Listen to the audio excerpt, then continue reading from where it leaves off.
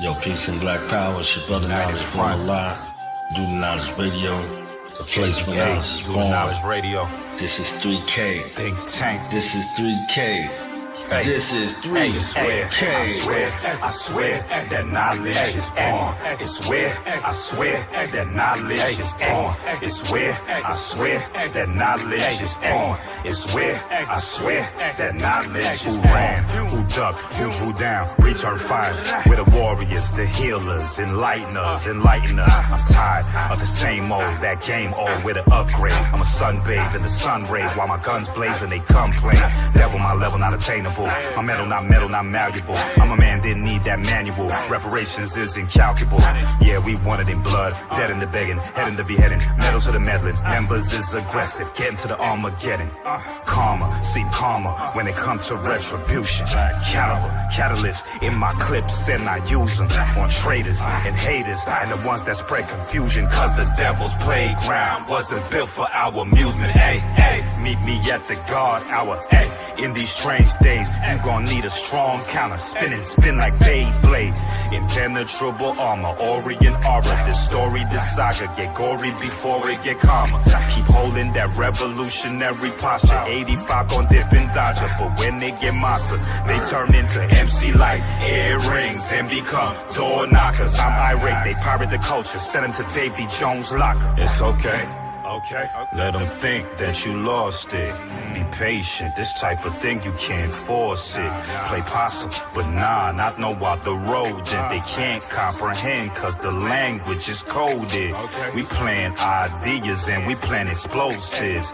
Make your pockets go from more bits to more bread. The portal done open, they can't close it. You ain't got a sideline, you could cause more risk. No set birth date, no Dorian Gray portraits. It's about to get ugly and these devils can't forfeit. Ancestral memories, so no, I won't forget. What we building is an impenetrable fortress for sure. Every show is just like a core ship, and my flow for sure tighter than your gal's corset. It's okay. We are the source, you can't outsource it. Even Spartans don't want no parts, never. What do you know? Before you know it, 3,000 wild Africans at your doorstep. Hey, meet me at the guard hour. Hey, in these strange days, you gon' need a strong counter. Spin like Beyblade. No, we will not cower while the rest they play safe. We will move with God's power. This is not for play. Honor my ancestors, play the Orient day. Peace to you, loved ones, stay dangerous and stay safe. AKAs and AKs coming to make their caves cave. Wreck the race like take case, stay dangerous and stay safe. Brothers just walk up on me, and they're just like, you know, you can just see the hunger in their eyes. Like as soon as you know what I mean? They was like, yo, you know, we agree, and we think that you would fuck with us, and you know, I'm telling you, like, we nice, and just give us a fucking chance type of shit, you know? All right. Been waiting to do this a long time, okay? Y'all done seen these faces. Some faces you ain't really seen, but you ain't know who you seen if you seen faces in this community. You understand what I'm saying? So I finally get to do an introduction. Every time me and O go, we just go. You understand what I'm saying? Well, we got the man, the myth, the legend in the building. If you know, you know. Damn it. So this is a Do the Knowledge Radio in conjunction with our opening production, in conjunction with Moo Production, in conjunction with Omi Dina Productions in this motherfucker today. You understand what I'm saying? Like, so that's a long span of history. A lot of revisionism has gone on over the years. Y'all have been misled. Y'all been hoodwinked. Y'all been bamboozled. Y'all been led astray. Y'all been running damn muck. And we're going to get the language right tonight. Dr. King, peace and blessings be upon him, said, I want to get the language right tonight. So we got the masterminds in the building. It becomes my honor and privilege at this time to introduce some, present to others, and welcome back to Do the Knowledge Radio. Our brother, Oba Ade Dayo of Omi Dina Productions, and the man behind the curtain, pause. You understand? The man behind the curtain, pause, that was responsible for consciousness in its truest essence for the last 26 years, unbeknownst to you, my brother, the innovator, the motivator, and the inspirer that make consciousness not only accessible, practical, but also cool. Our brother Chris is in the building. Peace, Peace just to the Christ. Peace. Peace, brother. Now we're born. Peace to my god brother Oba. What's What's good, good? brother? What's happening? Well, yes. today, I want you to walk with me, Chris. Right? Mm-hmm. Okay. So, this pop culture, I'm gonna take it back to the spiritual. Okay. Mm-hmm. All right, walk with me. So, like I was telling y'all earlier, I got into it with a well-known YouTuber or whatever about the whole Tekashi 6ix9ine situation, right? Mm-hmm. And I expressed to him in the comment that this was not about snitching. This was about revenge, right? Right. It was about revenge. You got a 5 foot, 110-pound dude that put his trust in a group that betrayed him. There was no reason for him to go sit in the bottom of a dungeon behind that, right? Mm-hmm. That was revenge, okay? And him stating his case is actually genius, that he paid a nigga $1 million so that he could have his voice. You heard? He said, my voice is worth $1 million. You say that you can't talk to me? Well, I'll pay you $1 million to talk to me, right?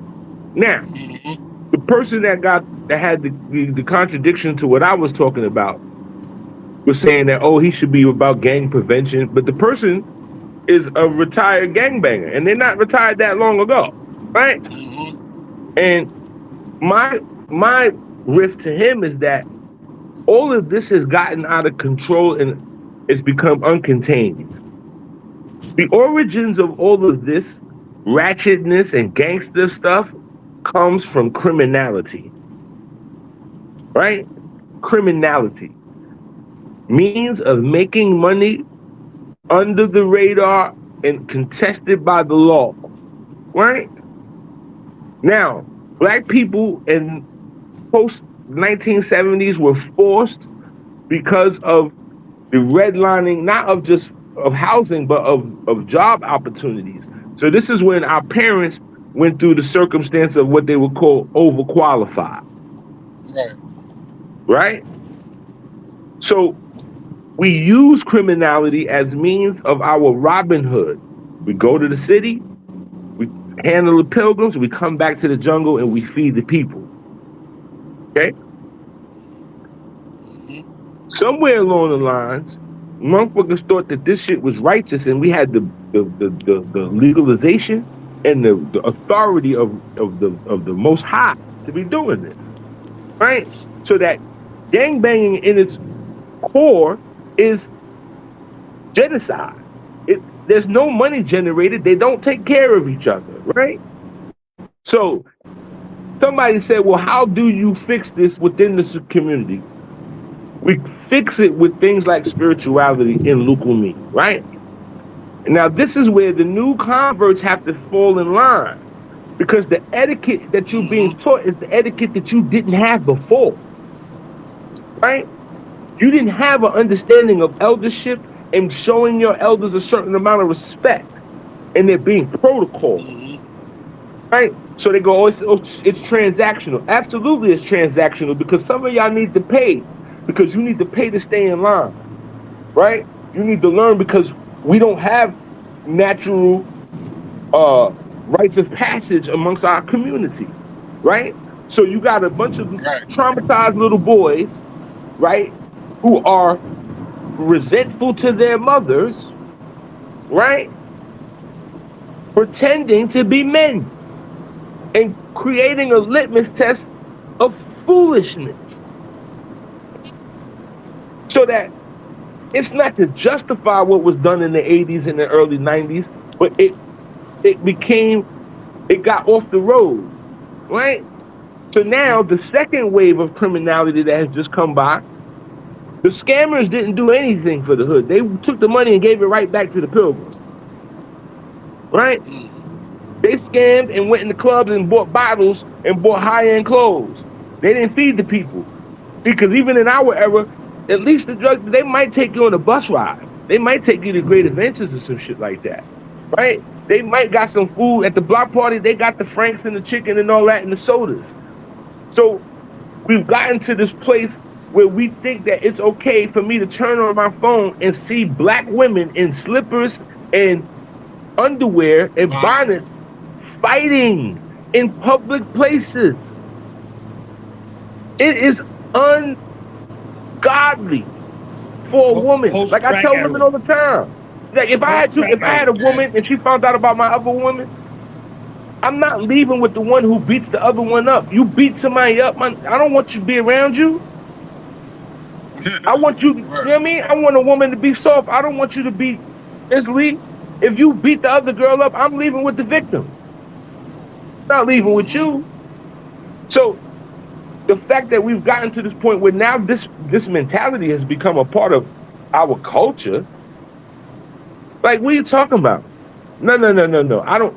So I remember a time when Bedford-Stuyvesant, where the streets were lined with flower pots. Okay?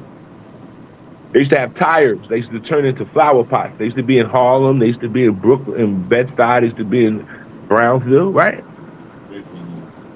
Yeah, they had a little message or might be a little prayer on them, right? And then the crack came. And people have not really submitted to what the implications of such a chemical assault was, right? Fix my audio. They can't hear me. Is that better? I can hear you. Now, can you hear? Can you hear Oba? Good, yeah. I can hear y'all. But I'm saying the galley was saying that they can't hear me. Oh, the chat was saying that? You good. So back to the spirituality. What Lucumi provides is that better? All right, I had to. I might have had the microphone plugged up. So what it provides for us is first a means of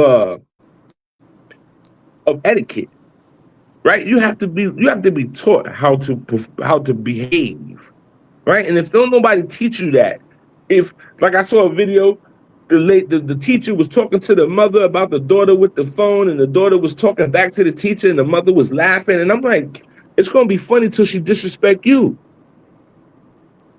And these children are deficient, and we might well need to necessarily talk about tethers. We might need other diasporic black people to come contribute to our DNA because it has been assaulted.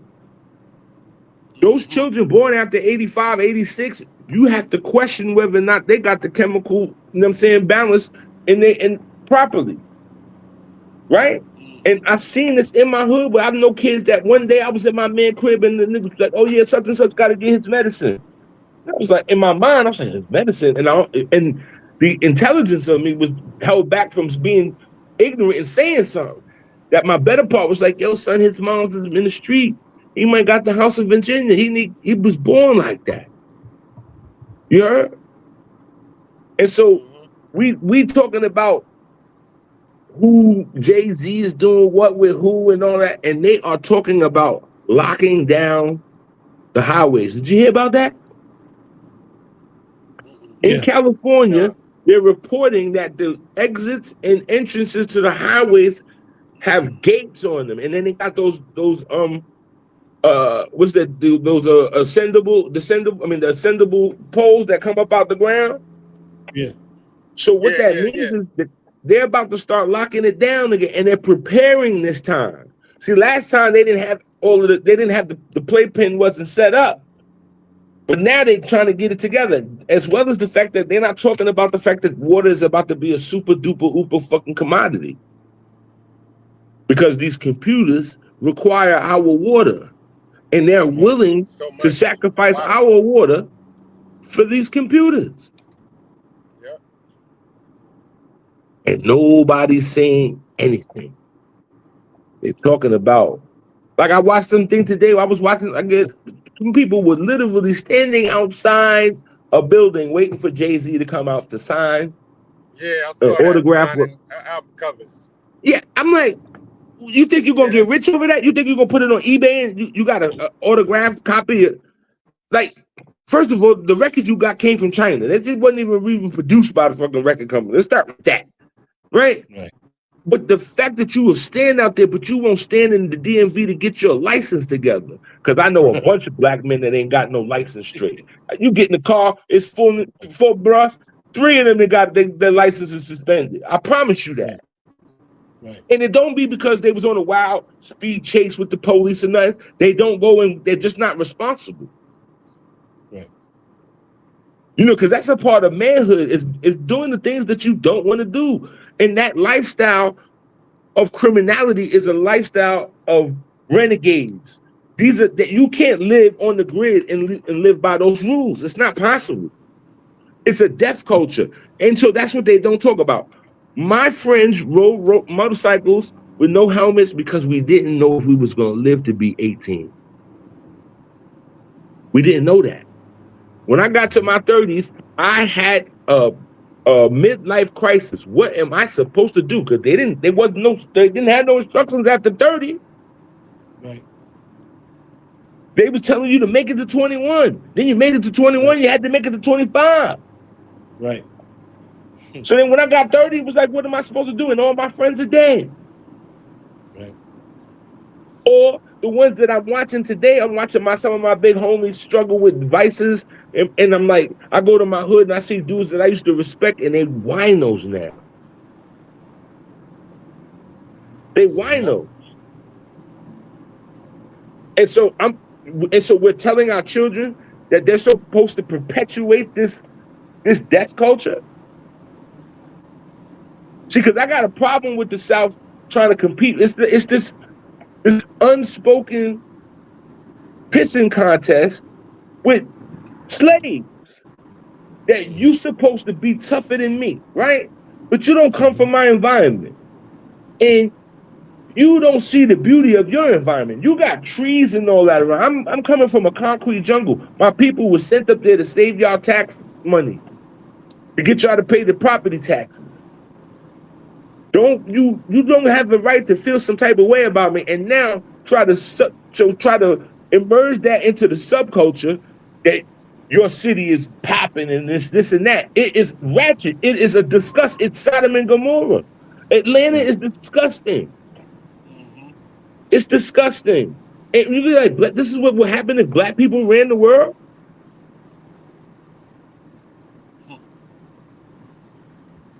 Real talk. Talk that shit. And so now you give them something and they co-opt that. Oh, I don't need you to teach me how I do E5 on my own. Yeah, I'm self-initiated. You be like, yo, I can't even give you the medicine. Yeah. And so grown men are worrying about a boy who did what he needed to do to save his life. Because those guys were creeps. They're cockroaches. They had no business. Mel Matrix had no business being a criminal. His mother worked in the precinct. He come from a brownstone. He finds his way on Gates Avenue perpetuating like he's from the projects. You not. You don't go home and smell those pissy elevators. Go home. Right. But you out here talking this blood thing in reality, and they don't even see the conjecture of it. They don't even see that they brought that West Coast seed. Like, you know how when they bring a bad beetle and it starts to erode the trees around? And that's what they did. Invasive species, yeah. Yeah, this don't belong here. Like the pythons in the Keys in Florida. It don't belong there. Yeah. Yep. So that, again, this thing that whether right or wrong, the criminality was our break glass in case of emergency so that we could eat. And y'all destroyed it with this pissing contest of murder. And nobody, son, the West Coast they owe us. Like, they need a timeout. They need to be a conversation like, yo, if you from the West Coast, don't come over here for a 6-month period. You can't get no money over here because Big died. You don't deserve to get no money over here. Because Pop Smoke got killed on y'all watch. Because, like I said before, Kumo D says, I never ever ran from the Ku Klux Klan, but I shouldn't have to run from a black man. Right. And so niggas are perpetuating a culture of dissidence. Yo, what you looking at? Yo, we went through that in the 80s, all the stepping on the sneakers and all that ignorant shit. Right. You got a phone with a Google machine on it. I can't relax and come to another black city and party with y'all without fear you blowing my head off. What does that say about our community? You could never say that a Gambino couldn't come to the Tortosellis in Philadelphia or whatever, or Detroit, and be well off. You're not going to have a Hasidim from Crown Heights not being able to go to Williamsburg. Right. And so when it comes to the criminality, everybody in the South got to sit down because you don't do nothing to pilgrims, and you never have. Because when black people all around the world was talking black power, y'all was telling us that, no, that's voodoo. You talking against Jesus. Right? The Bible Belt was against the whole black power movement. Y'all couldn't even accept Kwanzaa. Right. And now you got to say something. You telling me Atlanta's the city of the blacks?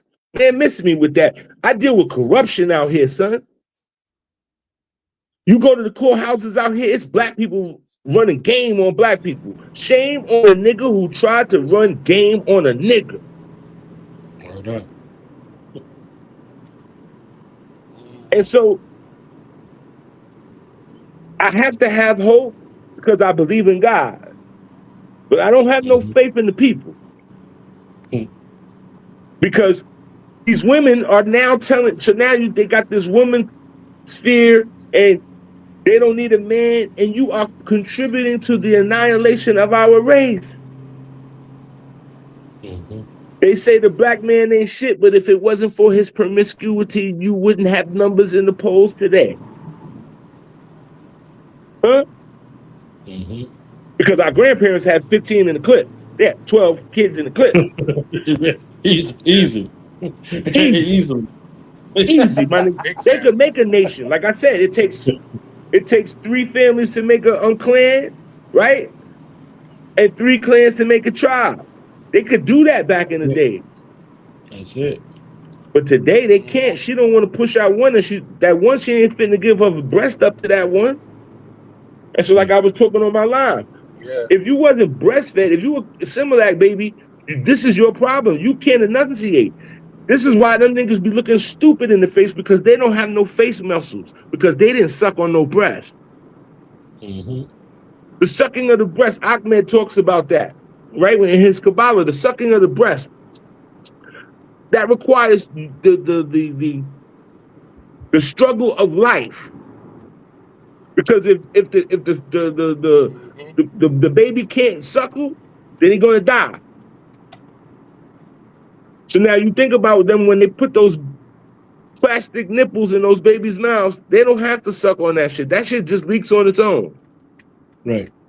And so they don't have any muscles in their face, so they can't enunciate and they can't express any feelings because they're dead in the face, because their face is uncultivated.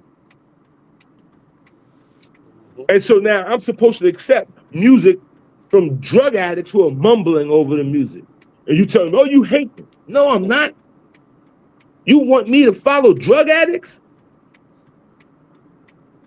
Let me do this right here, because everything you said mirrors the conscious community. And since we got Chris here, and folks don't know, Chris, can you paint us the picture of before crack consciousness?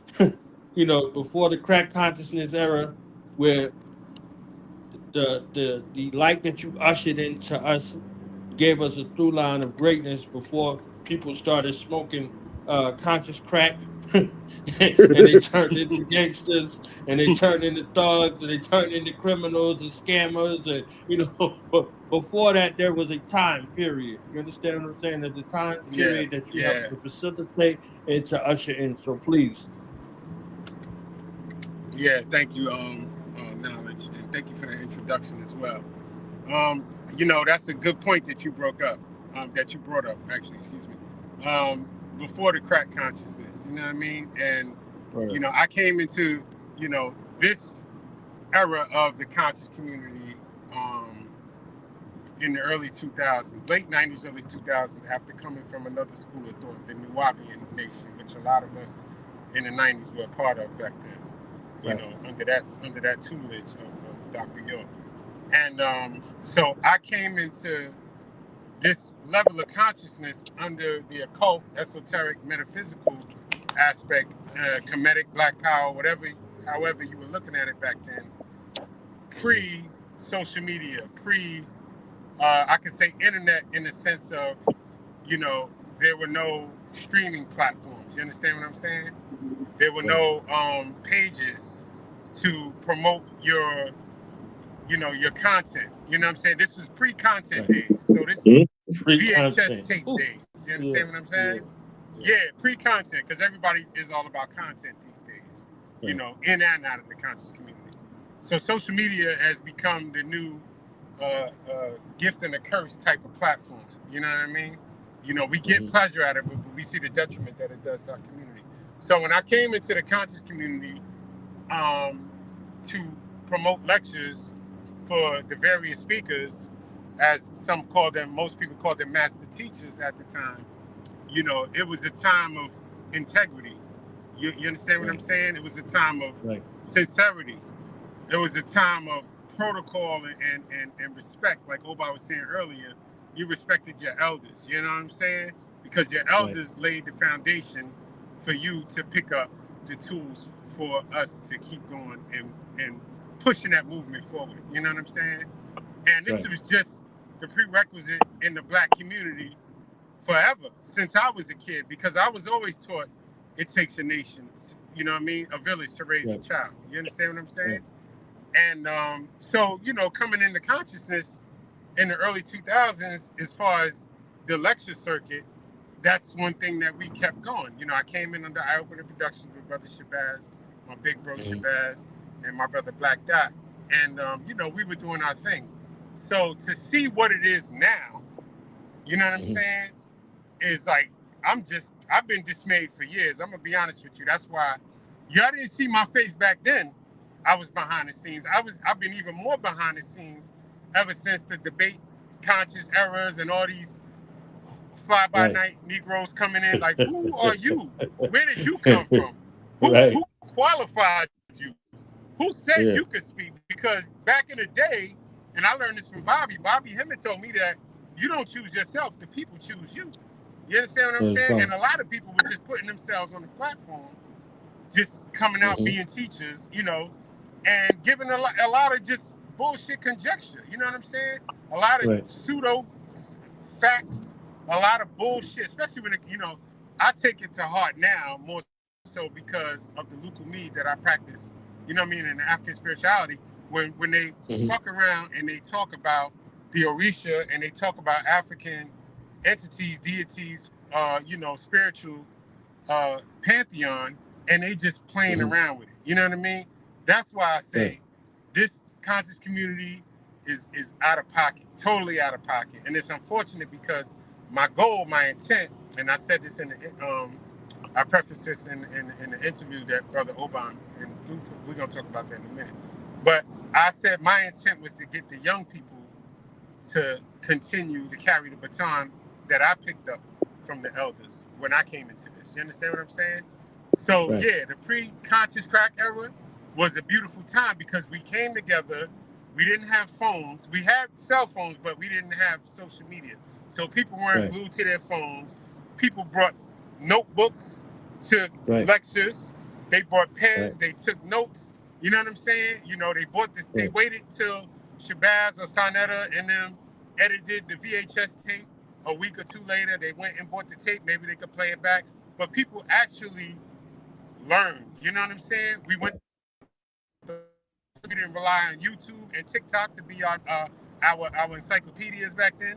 You know what I'm saying? You know, we didn't have that. So we actually had to go to bookstores and buy real books, buy primary reference book, primary sources of information.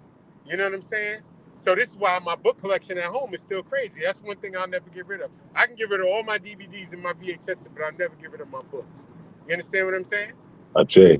Books are it. Books are gold. You know what I'm saying? And so coming now and seeing how everybody learns off of sound bites or learns off of a minute or two clip and think they got it figured out on TikTok or Instagram or whatever, I'm like, what the fuck is going on? That's not scholarship. That's microwave scholarship. You know what I'm saying? You know, and we didn't cook like that back in the day. We had to Oba said we had to have thousands of hours of practice in the field that we were qualified in order to call ourselves an expert. What are we doing now? What is the conscious community doing now? They are taking information from YouTube, you know, whether it's a 2-minute clip or an hour or a half an hour. They're going to TikTok, they're going to Instagram, Facebook, they're learning whatever, and then they're coming out thinking that they're experts and they're passing that information on. And the majority of people that follow that page that's going viral, people believe that. So that's my take on what's going on now is from then to now. So yeah, I'm not happy about it. And that's why you haven't seen my face even more in the past 15 years. You know what I'm saying? Or 10 years, I should say. You know? So I'm good in my own bubble. You know what I'm saying? For argument's sake. You know what I'm saying? Well, may I add to that? You was gonna say something? No, I'm gonna add to that. So what he's talking about is real business because he brought me to the conscious community, right? Now, my experience with the conscious community comes from the first group, the first worlds and the African echoes and all that, right? And him being like, nah, son, you gotta share this information. So by the time I step on the scene, it's a little disheartening because I'm qualified to talk about what I'm talking about. But then all of a sudden, so now you have to remember at the same time that I showed up is the same time that Polite and Umar showed up, right? Right. Real talk. Yep. I know. Okay. So I'm laughing because I know, we know the circuit, right? So And so we know who bought who where. that was the distraction. Because when I came along, I was talking about, and this is always the problem. See, and we have to make a distinction about our geopolitics and our spirituality. See, that's the thing about the NOI is that, this is Nation of Islam, but that shit is more of a political group than it is religious, right? So they went to, because they started the whole thing with Polite in the debates, right? Because you dealing with a scammer. A scammer always got something slick to say. That's what they do. He always got an angle. You catch him in the bank, he gonna get out of the bank. He gonna tell you, no, call my auntie. He gonna find a way out of it. So it looked good when he debating everybody because he good at that, right? Because he's been a liar his whole life. He a group home baby. And the rest of them dudes is group home babies, and you could tell, right? So now he shows up and Umar shows up. And I was distracted. Umar had me bedazzled. I thought I was like, I'll vote for him. Right? And that was before he even started talking to him. This is when he was still Muslim. Right? And then one day I looked up and he was wearing beads on hidden colors. And I was like, what the fuck is that? And so I'm like, hold up. So I gave him a couple times to make himself legitimate. I was like, yo, listen, because at that time he was claiming to be a part of the Frederick Douglass family, and my mother's godfather is a direct descendant of Frederick Douglass. If you see a picture of him, you might think he was Frederick Douglass, right? His name was Lloyd Weaver. That he used to have a portrait in his house of Frederick Douglass, and I used to ask my mom when I was a little kid, I was like, why Baba Lloyd got white hair in the picture? She said, that ain't him. That's his grandfather. I was like, oh. So I was like, yo, listen, Umar, I'm gonna plug you in with somebody who might possibly, you know what I mean, be one of your kin folks, and you saying you part of that, you know what I mean? Because Robert Lloyd is direct descendant of the Baileys. So, and he living in Nigeria. He was living there for 30 years. I tell him this. Oh, yeah, he hit me with the grip. Yeah, brother. Okay, So he took my number. He called me one day. I'm like, yeah, what's up? He's like, yo, do you got anybody, any elders? And I was like, yeah, I got plenty of elders. He's like, well, I need to get a reading from them. And I was like, well, I don't know why you want to do that, because they come to see me. Right. And then that's when I was like, oh, this Leo ain't That's trying to red flag necessarily. number one. Yeah, ego. Yeah. He already Okay. put his ego in front of his mission. Right there. Then I had gone to Cuba around this time, and one day I saw him in the video. He was on some island, but he was cosplaying like it was Cuba. Talking about his grandfather had Cuban roots and blah blah blah blah blah blah. He was gonna go see the Babalaos. Then I seen him again in another thing, and he was talking about the only place he ain't never been was Cuba. And I was like, wait a minute. Right? So then I started to understand that, oh, this school is the new church building fund. You ain't never gonna get this church. Right. Oh, okay. So you just cosplaying. You gonna put on whatever skin. Because if tomorrow they find Abraham bones and niggas telling you that we Israelites, you gonna be that tomorrow. Okay, right? Yeah. And they convoluted it with all of this, with these grifters, right? So that it became a novelty. Nobody paying them. Oh, them niggas is conscious. Them woke niggas, right? So that they re-corrupted it again, right? Corrupted. Okay. And so now so I'm like, you know what? I'm not fitting to shove this down their throats. I'm not told you what it is.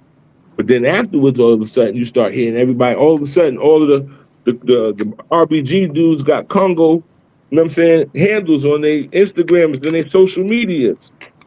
Right? This is after Congo, before Kemet. And then you start hearing Pharaoh talking about spiritual guides. And I was like, looky, balls on hooky. Look at these guys. You heard? You ain't heard that joke since public school. Remember that? White man, Chinese man, black man, white man, black man, Chinese man. That's it. Yeah. Yeah. So now they don't want it. So now when I'm like, okay, but I'm telling y'all, this is what's gonna happen if y'all don't take the seed that I'm giving y'all. And what happened? They didn't take it. So now you got all of these wannabes on TikTok. I'm telling you that 99% of them don't know what the fuck they're talking about. They don't even have enough years of initiation or cultural context to be busting with this shit. You understand?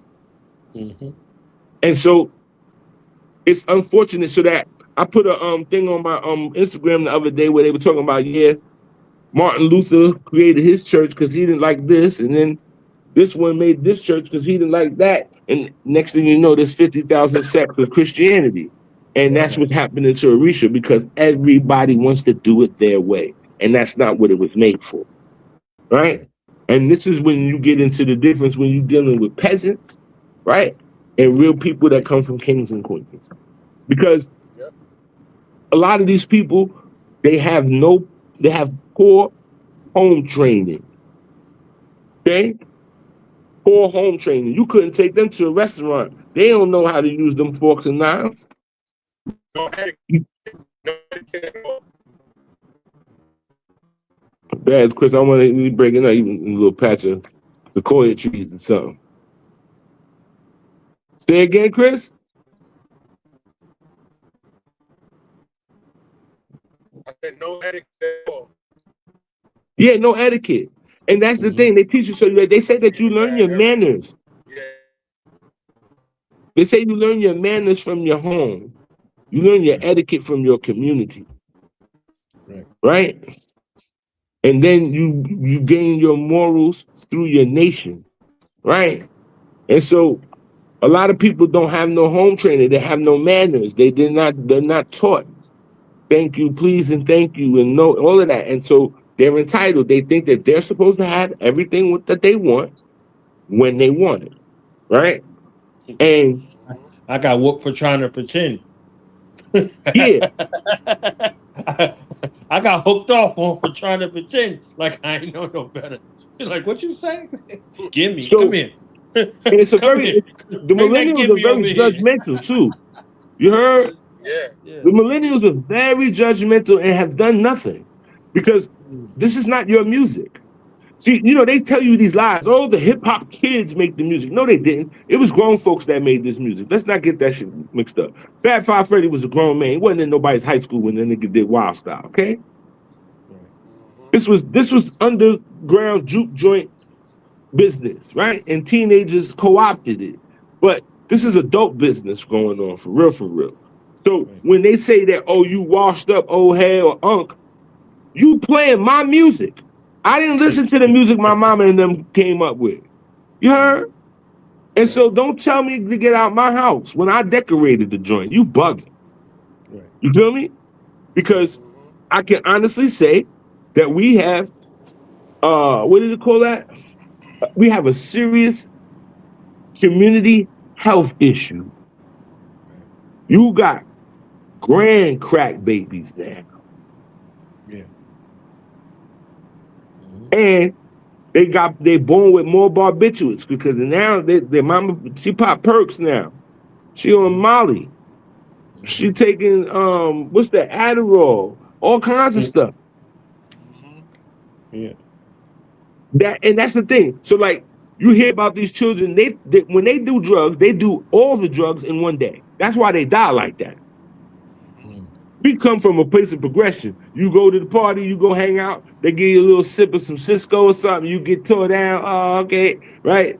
Next time you might come out, they might let you puff on the reefer, right? And then you really cavalier, you go in the back room and them niggas are back there tooting and all that. But you didn't do all of that shit at one time. These niggas, the first time they ran, they smoking the highest grade reefer, they took a pill, they eat mushrooms, they done sniffed the cocaine from Bolivia. Right in the deep end, bro. They don't even shallow water. They go right in the goddamn. We stuck our toe in the water, you know what I mean? Oh, shit, it's cold. And not even to figure out whether or not any of this shit mix. Yeah. You heard? Because you taking our generation won't even mix light and dark liquor, but they taking all type of pills. Right. They don't even what I'm saying, and they don't know what the side effects of any of this crazy shit that they taking. Yeah, synthetic chemicals in the weed, all these dispensaries selling all that. Right. All the little boys that's on Percocets, the linings in their stomachs, they're all gonna have stomach cancer or some type of fucking ulcers from the stomach because it'll eat the lining out of their stomachs, right? Yeah. Some of them niggas, they're gonna have respiratory issues, they're gonna have muscle issues, right? Yeah. And it's not like, and you, again, back to, so like you had the fiends and then you had functional people when we grew up around that they do their cocaine and all that shit, but once a week or 1-2 times out the month when they got their check, right? Yeah. Because they weren't partying all the time. But you talking about generations of people that live in the jacks that when they come out the building, they go in there drinking Hennessy as soon as the liquor store open up. Huh? Before they had a sandwich, they folks smoked 5 blunts. Now they waiting for the pill man to come outside and they get him. So by the time it get to be 10 o'clock, they are on a chemical bomb. Don't forget about the lean. Oh man. And so now what is the response to this health crisis?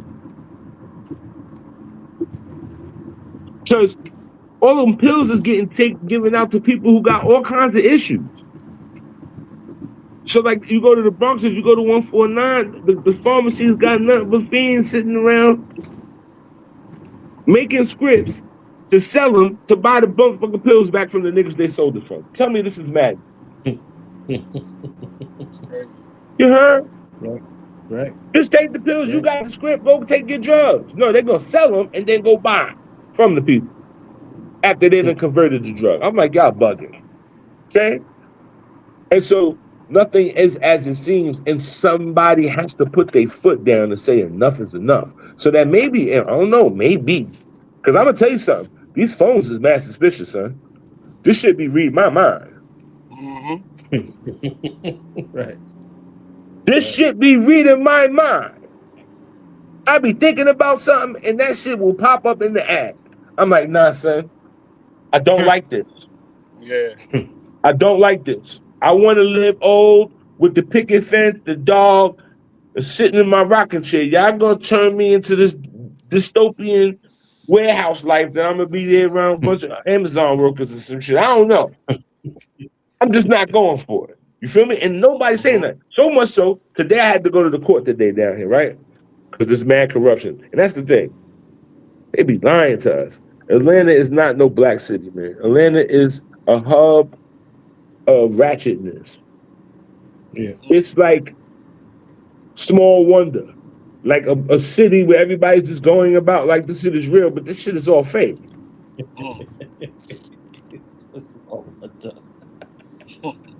So I go to the courthouse today because I had a case where I was suing my landlord because there was a water leak in my house and I was paying, I went from a $40 water bill to a $200 water bill, right? And I'm like, yo, I can't pay the rent and the water bill, bro. Make a long story short, they went in my favor in the judgment, but that's not the issue. I went to court on January 20th. They changed my judge. I got a new judge. I plead my case.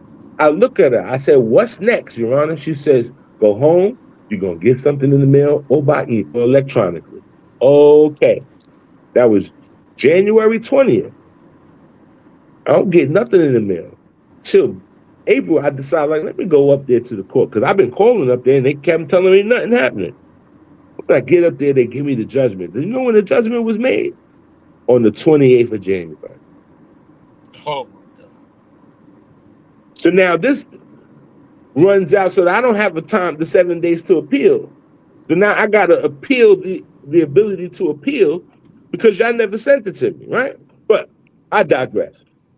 I see the sheriff in there. You know, they always got these niggas with the bulletproof vests and the guns and all that, right? And I asked that nigga, I said, let me ask you a question, son. So I ain't trying to be an asshole or facetious. I just need some info.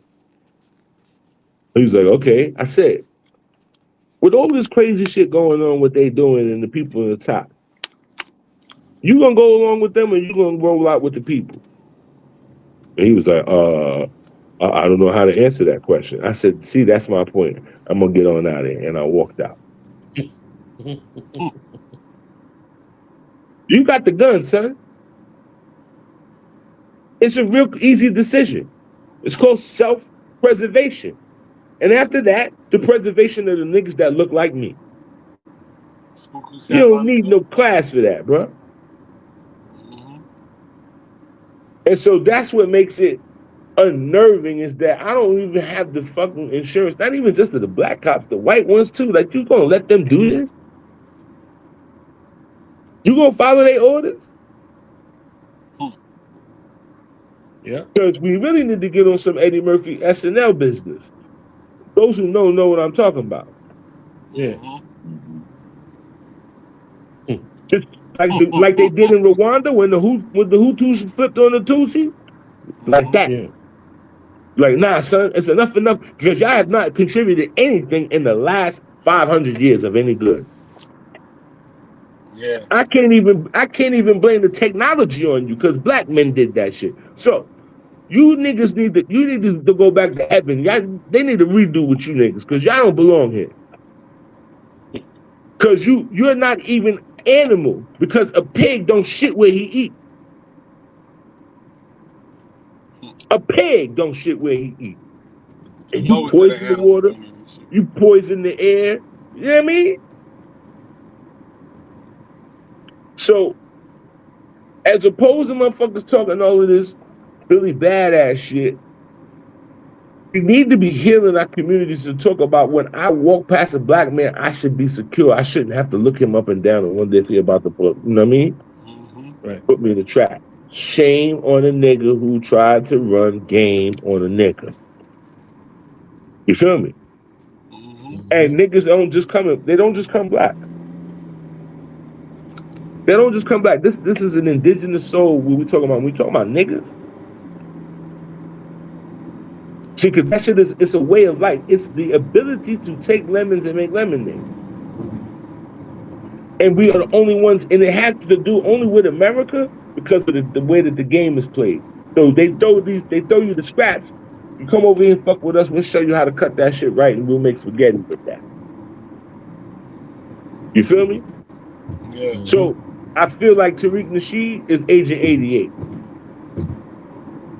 There's no reason for you to delineate more when we require the assistance and allegiance of somebody that looks like us and has at least 90% of our fucking same goals. Yeah. The same man that made Hood and Colors and was talking about the Haitian Revolution cannot be the same man that's calling those people tethers now. Another group home nigga. And it'd be like, he just show up. You a pimp. You wrote books about macking. Why would I listen to you? And then that's the other part. The pseudo research. Research says that you went to go live with the pygmies for a span of 5 years. You saw somebody get buried. You saw them give birth. You seen a nigga get into the disgruntled argument. You know what they believe is sacred. You know all of that. Don't tell me you read National Geographic and now you're an expert on some shit. My nigga, I don't want to hear that. Somebody Nah, that's funded real that talk. study though. Yeah, somebody funded that study. That was something I asked in a biological anthropology class, right? I'm in the class and I'm only asking because it's black students in the class. I don't care about nobody else. You teach the Right. people whatever you're gonna want to teach the people. When I seen the young black girl going north south to what the teacher was saying, but she was looking hesitant about it, I was like, oh, I got some books I could bring in for the for the class so you can get some primary source research because she's sitting in the class, the pilgrim lady telling the people in the class that world exploration begins with Europe. That's what she's supposed to be talking about. She talk that, but that's what she's supposed to be talking about, right? And Right. I'm okay with that. I don't care nothing about that until I see the little black girl. She look at me like, I'm like, nah. we got evidence of exploration around the globe prior to 1492. You understand what I'm Facts. saying? And I was like, I got a couple of books I could bring in for reference material for the class if they want to look at it, blah, blah, blah. She said, oh, we have a group chat. You could put it in the group chat. I put 300 books in the group chat. You understand what I'm saying? Like stop playing. And the young sister was like, "Oh, we were so happy. We were so happy you did that. Blah blah blah." I started looking at 4 of the books. So her and homegirls they looking at the books now, and I said, what you in school for? She said to be a lobbyist. I said, little sister, who you gonna lobby for? I said, and don't tell me everybody. I said, before you answer, let me orient you. Look around this campus. I said, everybody's here for their own self-interest. Yeah. Nobody is here for you. Everybody's here for their own self-interest. I said, so for everybody in your bloodline who couldn't or didn't go to college, you are their hopes and their dreams. I said, don't you think them black folks in your family and black people need some lobbyists? She was Yeah. like, I never thought about it like that. So just them couple of little interactions. Now she know who she on the campus for. I say nobody else on here. Nobody's playing no games. I see these young black men running around here with their pants hanging off of their ass. They're playing, and everybody else will play with you, but they're not going to cut you Respect in you. on the hustle. You understand why Yeah. they really here? So I'm like, just be mindful while you walking around and navigating out here. Who's who and what is what? You understand what I'm saying? So, yeah. Nah, man, listen. And so that Chris talking about that too, the same situation, right? Where, the bottom line is this. They need to we need to necessarily straighten up and stop with this because that's the other part. Comedy has been Right. a gift and a curse. Right. So it's okay for us to, to find some laughter when we're in sorrow, but there's got to be a time when you got to say something to niggas and they don't have rebuttal with some stupid, ignorant, funny shit, some Right. fucking slapstick stupid shit. You understand? Like, Right. Because we grew up with motherfuckers that used to do that. So when you would try to talk about something real, they've changed the subject because they're not well versed. Right. You feel me? And try And to so, catch you on the side, like, yo, what would you talk about, son? Like in that yeah, moment, yeah, yeah, they yeah. act like, yeah, they'll deal with that, they'll deal with it on the side. And that's what me and Ahmed talked about that. I talked that with Ahmed about how we had to live in camouflage because you're around these headhunters, these human beings, these cannibals, right? And you're not really one of them, but you got to grin and Yep. smile and act like you eating the carcass with them. Because if not, they're gonna eat Yep. you. Yep. You got to So that if you cosplay. start talking some smart shit and you start to talk too much, niggas don't like you because they look stupid around the girls. Yeah. Because they can't contribute. Because they wasn't breastfed. And you ain't got to be breastfed for the whole term. Just that first month, your mama should put that titty in your mouth, not that bottle. Right. And so this generation is soft because of that, because it been leaking in their mouth. Pause. They ain't have to fucking struggle for it. And so You learn how to laugh. and then they take advantage of the things and accomplishments that the people before them came with, but they won't respect that. They won't give homage. You feel me? Right. And so, I gotta give my mama and them's music homage because all of the samples that came from their era, Right. they were sampling their music. So no, we didn't do nothing new. We just remixed what our parents was doing. Right. And so these young hip hoppers, it's a privilege that you even got this music. You're welcome. Right? Because those narratives are the narratives that each one of us lived. And they all weren't gangster narratives. Some of them were narratives about people just being regular people. Right. Left my So wallet in there, else the gun up. exactly. This is my point. You had Right. Tribe Called Quest, you had Right. Kwame, right? They was Right. making fun records. Yes. Kid and play. Kid and Play, Yeah. Yeah. you can tell me whatever you want to, but I'm very sure that Kid and Play has done more than any other rapper in the game. They had a Right. movie, they had a television cartoon, they had a series. Yeah. Yeah. They made this shit famous the way it is today. And hip hop they didn't even show no love to the nigga Chris when he was kid because he got a heart transplant. Heart transplant. Yeah. Mm. And he was like, yo, we ain't gonna be able to do the moves no more, but I'm still gonna come out and perform for y'all. Right. So we have to acknowledge our prejudices within our own thing. I acknowledge that as a New Yorker, yeah, we was very prejudiced to the outside music. Rightfully so, because y'all don't live the same way. And y'all should have just did your own thing. Right. Whatever y'all created, y'all should not say hip hop, this is our thing. We'd have been cool with that. But when Andre got up there and said, what the South got something to say, the next parts of the South were ignorance and fucking and sodomy and Gomorrah. Because after that, we had Whoop There It Is, and we had all the ignorant shit. Yeah. So many ignorant songs that came out. Yeah, and somebody tried to argue with me, Andre's been conscious. I said, Andre wasn't always conscious. Andre got conscious after Badu gave him, a baby. Before that, he was a fake player.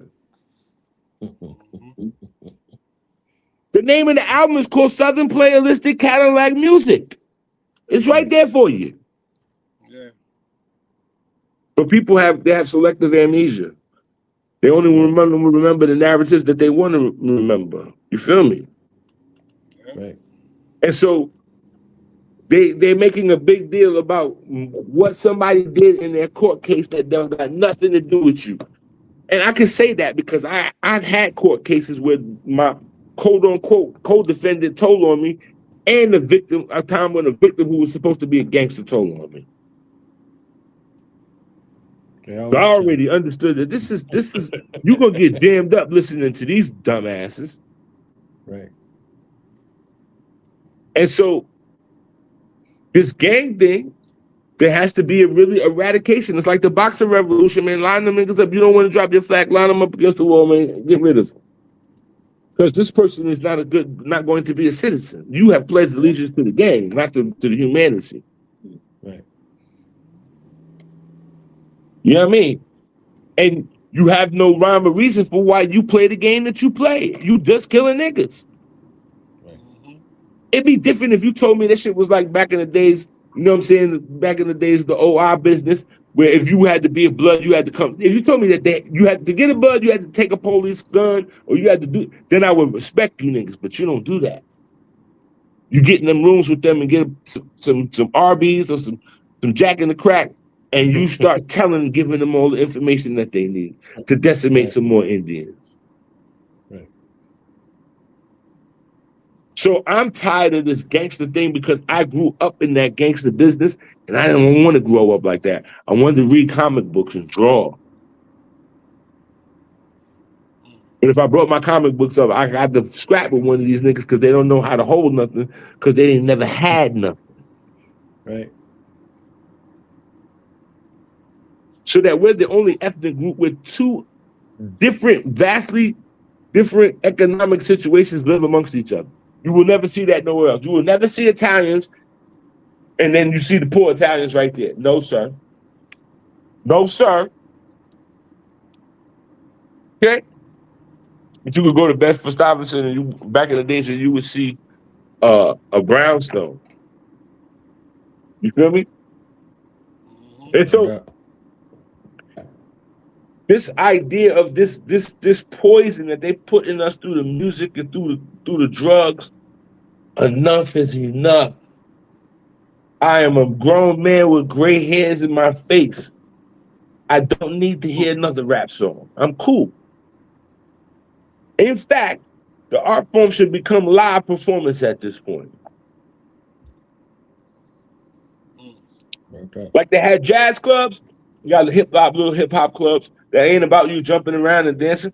You're sitting there and down and listening to people spit their lyrics. Like a jazz player does. Because I don't need to see you chasing behind the industry and trying to do videos and go to MTV. That's not what I got for you. I need you to go ahead and do your thing and be true to that as a musician or whatever it is that you know what I'm saying, refer to yourself as. Right? And so they're going to force us into cooperation, Chris.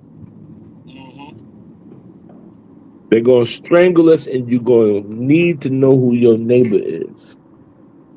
And neighbor doesn't mean y'all got to get along, but it just means that you and him believe that grown men shouldn't be sleeping with little girls. That ain't right. Yeah. Etiquette. It's because you have the right to do whatever you like. But if I'm standing on the line to get in a movie and you pull your penis out and start pissing against the wall, my nigga, you have the right to do that. But that shit is poor etiquette. It's very tacky. It's poor etiquette. Yeah. Yeah. So let's talk about this. Let's talk about this. This wonderful interview that I done watched, 5 times now since since I seen it. You know what I'm saying? This 20-year, renewal. So speaking of that, I'm on just now. Black Dot texted me just now when Oba was speaking a little while ago. He watched it. He sent 3 fire emojis and said the interview was incredible. You know what I'm saying? Yeah. So I'm happy that Dot saw it and Dot approves of it and he loves it. And he said I can't wait to premiere it on my platform. So you know what I mean? So I want to tell the people that what Knowledge Born was alluding to is an interview that was recently done in the spirit of an interview that I helped facilitate maybe a little over 20 years ago or 20 years ago. Please forgive my memory because I don't remember that well. But I did an interview with I was under the banner of Eye Opener Productions at the time, and we did a video on my house at the time called "One Up on the Frequency." So it was an interview where I had Paul Moreland, aka Blue Pill, Brother Blue Pill, interview Phil Valentine for a dynamic 2-part series, One Up on the Frequency and One Up on the Frequency 2, where it was an intimate setting, just a few Mm-hmm. people in the room. And, we were in the living room downstairs in the crib. And we just, Blue Pill did his journalistic thing because at the time I think he was still writing he was still writing for Four Corners Four newspaper corners, yeah. as a writer. So he was, in journalist mode, and he was, did a great interview with Phil Valentine. We ended up doing a part 2 because the first one was so damn prolific. So 20 years later, Spirit, came to me one day recently, a few months ago, and was like, "Yo, you need to do like something in the honor of that One Up on the Frequency, but instead of doing it with Phil this time, you do it with somebody else who is carrying the torch now." And of course, I'm gonna always promote my brother Oba. You know what I'm saying? And I asked Oba to do it. He said he was on board to do it. I asked Blue Pill. Blue Pill said absolutely. So we just recently filmed down in Georgia at Oba's crib an interview where Blue Pill's interviewing Oba, and it's called Set the Record Straight or Setting the Record Straight. Either one, it's interchangeable. And when I tell you that it's a profound interview, I'm not even giving it justice, man. That thing is everybody that saw it already, the people that are privy to see it, say that it was dynamic. You know what I'm saying? And I personally can't wait for part 2. Then we're gonna do that hopefully over the summer, Oba, if that's all right Yeah. with you. You know what I'm saying? We could do part 2, and I'm gonna switch it up. I got a little different idea of how I'm gonna do part 2. Similar setting, same setting. I want to do it in front of your Ocha, but I want to Mm-hmm. just have a little different dynamic. I'm gonna put together. You know what I'm saying? Invite some other people. You know what I'm saying? Knowledge Born, of course. You know what I'm saying? And just a few people. And we're gonna open it up for everyone to have questions. But it was a profound interview, Knowledge, and I told Oba and I told Blue Pill the one thing that I begged of them was to please keep it on spirituality, because every platform that Oba's been on for the past however many years I introduced him to this conscious community. Oba's been on Blog Talk Radio back in the day. He's been on podcasts. He's been on YouTube channels. He did lectures, at LIU. We did a lecture with him at LIU. He did Congo Before Kemet back in Atlanta. So Oba is very well seasoned in the conscious community. But when people tend to interview Oba, they tend to not interview the Oriate. They don't tend to interview the spiritualists. They don't tend to interview the Gangulero. You know what I mean? And for people that know, they know what I'm talking about. So Oba is a priest. And that's first and foremost, he's a priest. Yeah, he could talk, he could wear many hats, but first and foremost, his passion and his birthright was becoming a priest in this tradition. So I want people to tap into that, because it's very, very, very, very important that he speaks about spirituality in the purest sense, because there are so many snake oil salesmen out here on social media and on these internet platforms leading people astray when it comes to Lucumi, when it comes to Palo.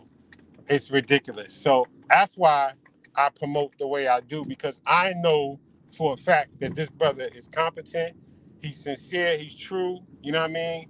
And he was born into this, unlike 99% of the other people you'll see on these social media platforms who are not born into this. They actually converted at some point or another into this, and they brought their baggage from their Mm-hmm. prior way of life into this thing, and they try to interpolate it and they change it. They try to change Mm-hmm. it.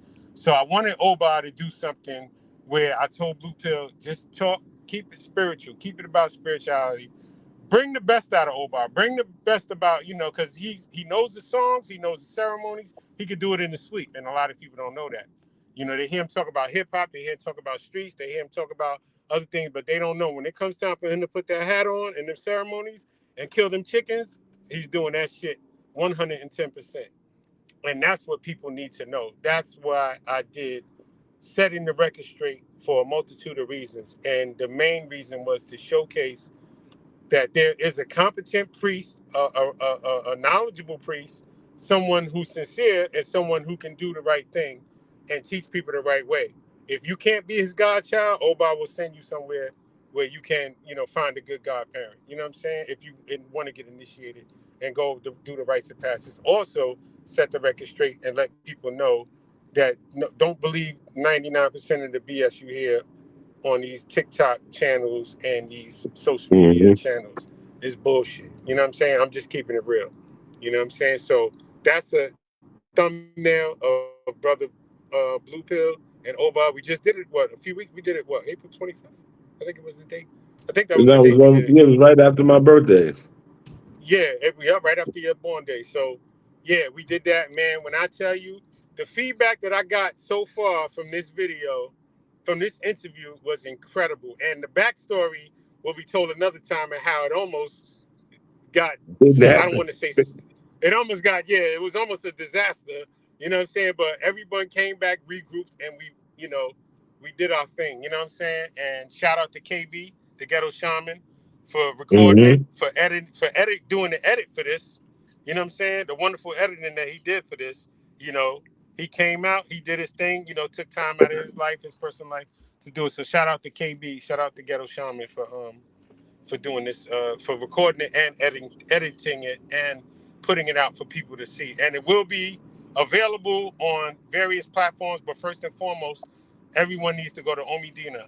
Omidina is Oba's page. You know what I'm saying? That's his page. So go to Omi. It will be on Omidina soon, but you can find it before that because I think Black Knowledge, you're gonna put it on your platform. Black Dot gonna put it in, different people. But Omidina Productions is where you're gonna be able to find this. You know what I'm saying?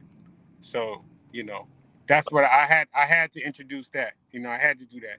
And I had to I had to listen when the spirit tells me to do something, I do it. And I don't hesitate because I know that it's a bigger picture. Like Oba said, we plant the seeds so one day we might not be able to enjoy the shade of the tree, but our progeny will. You know what I'm saying? And I do I that say. so later on, we might not see the results of this work that Oba and the rest of the people and the elders in the community are doing, but hopefully our children will be able to benefit from it. You know what I'm saying? Okay, I So tell yeah, you. now it's born. Yeah, yeah. So that's my thing. You know what I mean? So I just wanted to say that. I love And that. shout out Ahmed because Yeah, of you course. introduced Shout me out to Rashid. Rashid because Rashid planted the seed for me to be an author at this point. I got 6 books now. You know what I mean? Yep. I got Yep. I six forgot. books. I forgot to say that you were author too. Yeah. I got 6 books out there. I got 3 on Yeah. on the desk right now. Um, he helped me, establish my options of destiny, right? And Mhm. so, being 6 books in, I got Glass of Water and a Candle in English and Spanish. I got the coloring book in English, Spanish, and French. The 2 sci-fi books, and I got a coffee table kind of book. That's because Ahmed was like, yo, and it was on the heels of Congo before Kemet. He was like, man, Mhm. fuck these niggas, these conscious niggas, they don't spend no money. He's like, you need Mhm. merchandise. And Need I was like, what? He merchandise. was like, yeah, you either gonna make some Marisha t-shirts or something, or you gotta find a way something to sell to them. Yep. He was like, do find something that you can maintain your integrity. And it was the books, Yep. right? And so, um, yeah, he had me write that book, and then it's been on ever since. And so that's what we provide at Omidina is books, culture, and content. Yep. You know what I'm saying? Yep. Go to Omidina on Instagram. Go to Omidina on YouTube. Subscribe to the page, man. You won't be disappointed. You know, I be telling support. them like if you go on my Instagram and go all the way down and follow up, or you're gonna have a jewelry box when you get finished. Yeah. Yeah. Absolutely. Absolutely. And so it's the conscious community, sometimes you gotta destroy the build. So Yeah. at this point it's corrupted. It got corrupted and it was on purpose. It was Yeah. the age of the digital thing. Because when y'all had the DVDs, and the VHS, they can't infiltrate that. Yeah. That's hand to hand magic, right? Yep. Soon as they came with the TikToks and the streamings and all that, nah, niggas lost their power. Mm-hmm. You feel me? And Yep. so Right. we need to get to a conscious, concerted effort to not have to use these things. Mm-hmm. Yeah. Back to direct to consumer. I Mm-hmm. told Chris this was in Baghdad with me. You Mm. understand? Like this was in Baghdad, Iraq. You understand? Like so these spaces y'all see and the voice you heard, the greatest voice in the world, you know, Black Dot, nobody do it like Black Dot. You understand what I'm saying? So, you know, we in Baghdad, you know what I'm saying, with our rifles and shit, we hear this is Moot production in conjunction with we like, oh shit, it's about to be a good one. You understand what I'm saying? So Yeah. like what was provided over the years, you know, what I shared. I was in a war zone. And if you go to the war zone, like if you go to prison, you don't necessarily come home. There's no guarantee that you come home. And if you come home, you're not in the same state of being that you was before you went in. You understand what I'm saying? So the uniform, the number, the last name, all of that shit, it transforms your mind in that environment. It's a total control environment parallel to one another, right? So Yep. you have to take orders, you understand, and execute without question. And if you question, there's consequences and repercussions. So that total control environment, you add in the trauma of death, which is a parallel with both, right? And now you out in the war zone. You out in the war zone because you couldn't afford college. You understand what I'm Mm. saying? You out in the war zone because you know your girl got pregnant. You know what I'm saying? Whatever the case may be, whatever Mm-hmm. the strive is, because nobody Yeah. signs up for that unless it's bred in your family. Mm-hmm. You understand what I'm saying? As a black person, if you're not bred for that, like that has to be something you wanted to do ever since you was a child. That's the Mm-hmm. exceptionality. 90% of the time is circumstance. You Right. understand? And Mm-hmm. they're watching and waiting for the circumstance happenstance. Like, all right, you do this bid or you do this bid. What you choose. Mm. You understand what I'm saying? Because they'll get Mm-hmm. you out. They'll come to court in their uniform and shit. You know what I'm saying? They came with me to Green Street and was like, yo, get his picture off the wall. He's ours. You They've been understand? doing that since the Like Vietnam War. Yeah, they've been doing that for right. years, man. Yeah. So all that environment kind of works together. So now you're in a total control environment and you're around with people in a group home sort of setting, right? And you have to have something for their mind. So what y'all provided was an opportunity to keep people out of the head because of the harrowing experience of war. You understand? Mm-hmm. So this was a great opportunity to be able to share these things with people, and then allow them to be a part of what we did when I was in Germany. You know what I'm saying? I went in the Mm-hmm. room with five of my brothers. I was like, yo, y'all didn't heard all of the product, right? So we got an opportunity to bring them to Germany. So I'm looking at them to see who gonna be like, man, I ain't paying for that shit. I ain't putting no money up for that shit. They said, how much you need? Mm. I got how much you need from a cat who wouldn't give his mama a dollar. You understand what I'm saying? Like I got that from them. So I'm like, okay, the vision is real. I was like, what makes it complete? My mother coming. Mm. Mm-hmm. You understand what I'm saying? My mother coming. My mother has to be in these places. I know these people in these places, these bookstores, these lectures, the college campuses, all that because of my old earth. You understand what I'm saying? Mm-hmm. Physically taking me to these places. I was 10 years old. I seen her get the Harriet Tubman Recipient Award in the Harriet Tubman School at 10. That was my birthday gift. You understand what I'm saying? Malcolm X Mm-hmm. speaks, Malcolm X button, a suit, and we going to Harlem to see my mother get this award. You understand what I'm saying?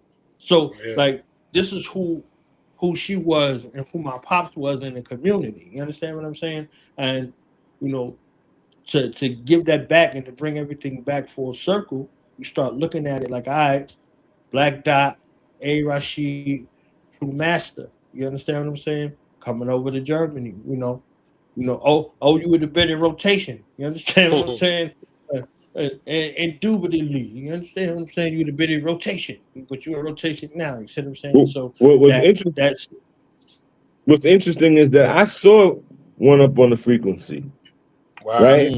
me too. So I could tell Me you, too. and this thing, I ain't even, I ain't gonna cap with you. You had the green walls, you had the couch, Yeah, Phil had on the black fatigue shit. I could tell you what he was Yeah. talking yeah, about because I I agreed a lot with what he was talking about. He was talking about the fact that you wear the gods of these other people. You wear Nike. He was like, you supposed to have on some shoes that say Orisha on it, right?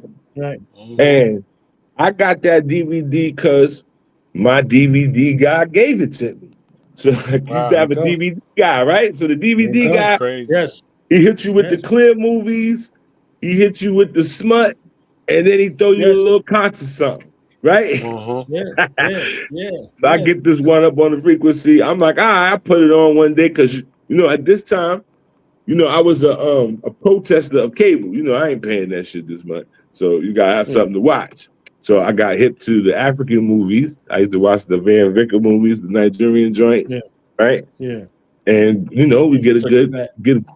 so we get a good copy of something. All right, bring it on through. And so my guy was like, yo, I got this this thing with I thought you could fuck with it. I was like, all right, let me get it. I put it on. I'm like, oh yeah, I know him. And so because I recognize him from the community, like African Street Festival and shit like that back in the day. Yeah, Okay. yeah, And then I asked my uncles and them, they're like, yeah, they told me, yeah, we know him, right? Because they used to go to First World with my grandmother, right? And my grandmother used to be in the church's no, the science of the mind. That's what she used to be into, right? And she used to go to these lectures when I was a kid. We'd be going to Harlem to the church, and they'd be having First World in there and all that shit, right? So hmm it's it's divine that I would see that video in your That's house, crazy, yeah, right? yeah. man. That is What is written illmatic, cannot man. be erased, as they say. Yeah. That's real.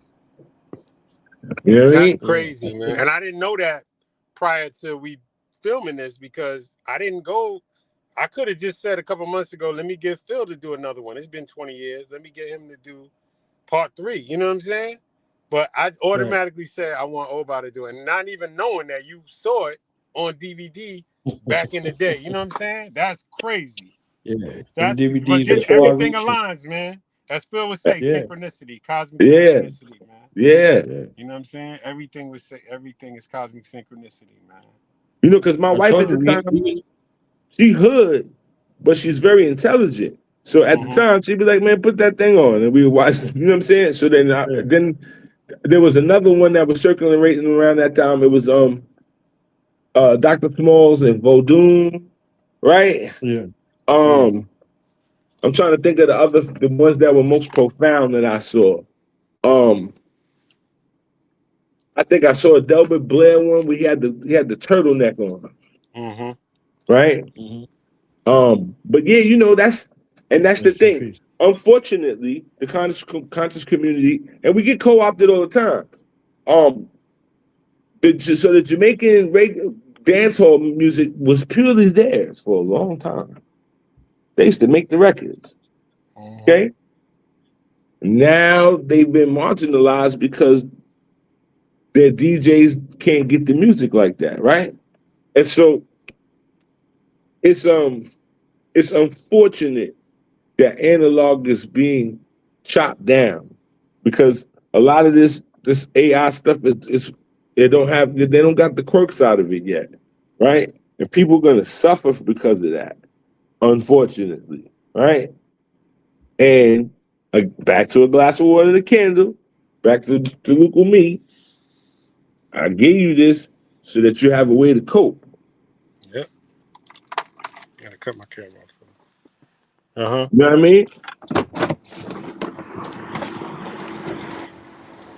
All right, now let's line it up. You can start. You can line them up. Yeah, I'm gonna play this part because I wanna I want to bring y'all back so we can actually go through it. You know what I'm saying? I want to go through it because there's so many damn quotables up in here. Like I was texting you like 7 in the morning, like yo, on my third or fourth listen or something like that. Like yo, boom, this that. So yeah. Again, a very profound day. Right. Yeah, this is the 41st year of the move bombing today. Yeah, 41st year of the move bombing. We were on building with them with the family last night. So right on time. So I'm gonna play this end part right here.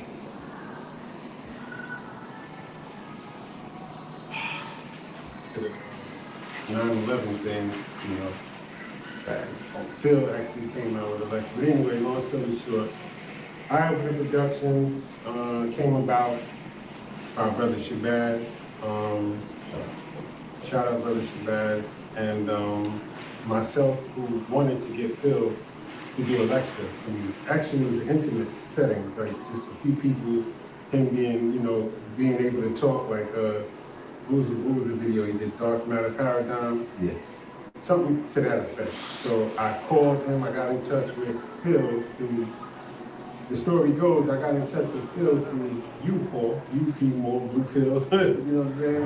Who in turn put me in contact with Black Dot. That's how I met Black Dot. And then Black Dot connected me with Phil Valentine. So, and then I brought Shabazz in. Shabazz said he's a videographer. Right. You know what I'm saying? He really wasn't, but he was, you know, he did his thing, you know what I'm saying? Yeah, He did it, yeah, you know, he was selling VHS tapes, he was the man. He had Brooklyn on Smash, you know, selling the VHS tapes to all the conscious different, you know, conscious communities. Right, So I got my first VHS. yeah, exactly, me too, you know what I mean? So we commissioned, you know, him to come on board, so he actually put me under his umbrella at Eye Opener Productions. We did the lecture in 2002. The first lecture we did was Rory on Relative at the Fort Greene Senior Citizen Center on Fulton Street, Fulton in class, well, not Fulton, but Fulton and Grand. Right. And after that, man, that day Doc became a part of the you know, Eye Opener team because he stepped up and, you know, became the master of the ceremony. So we became a triad, and you know, we started a movement that carried on for years. Between the Fort Greene Senior Citizen Center to the Brown Chocolate Cafe to Long Island University. And that's when, you know, you were there all the time. You know, Red came later on, you know what I mean? Because he was in Florida at the time. But, you know, we had a tight-knit community of people, especially in the beginning, older people that would only come to our lectures that was spilled over from the last generation of consciousness, from First World and, you know, African Echoes. Yeah, African Echoes and all that, in Jersey and all that. Yeah. More youthful. Right, so I was worried for a long time because I'm like, we getting the old fogies, you know what I mean? Where's the young people? Where's that new energy? I wanted my vision for this was to get the young people to gravitate towards it because, you know, I seen how, you know, the young people was out of control. You know, they needed some type of consciousness, some type of awakening. So eventually when we started, you know, doing melanin, we did the Melanin Chronicles, we did conferences, weekends. So we did a lot of stuff with a lot of people. You name it. Whoever was a master teacher back then, as we called it, we had them in LIU. You know what I mean? So, you know, we all came up. Can you name a few? Yeah, I can name Steve Renewal, Bobby Hemmett, Phil Valentine, even Dr. Ray Higgins came through. He was powerful. Delbert Blair. That's what I first seen. Brother Aline Bay, Nakeem Bay. You know, we had a bunch of Francis Crest Wilson. Yeah, right. It was a bunch of people, man. Dr. Africa, Laila Africa, invited me to him because he passed on. We actually did classes with him. You know, we didn't just do lectures. We actually brought him up and to do classes. And so forth and so on. You know what I mean? So we had a lot of people, man. You know, Brother Dayo, as controversial as he was. And you know what I mean? Yeah, and then we built the stage and AA came home. Yeah, he came home, and he took the baton, and brothers was running. You know what I'm saying? Doing what they had to do, building themselves up, and adding, as pieces to the puzzle to make it fit. I remember my initial reason, my why, right?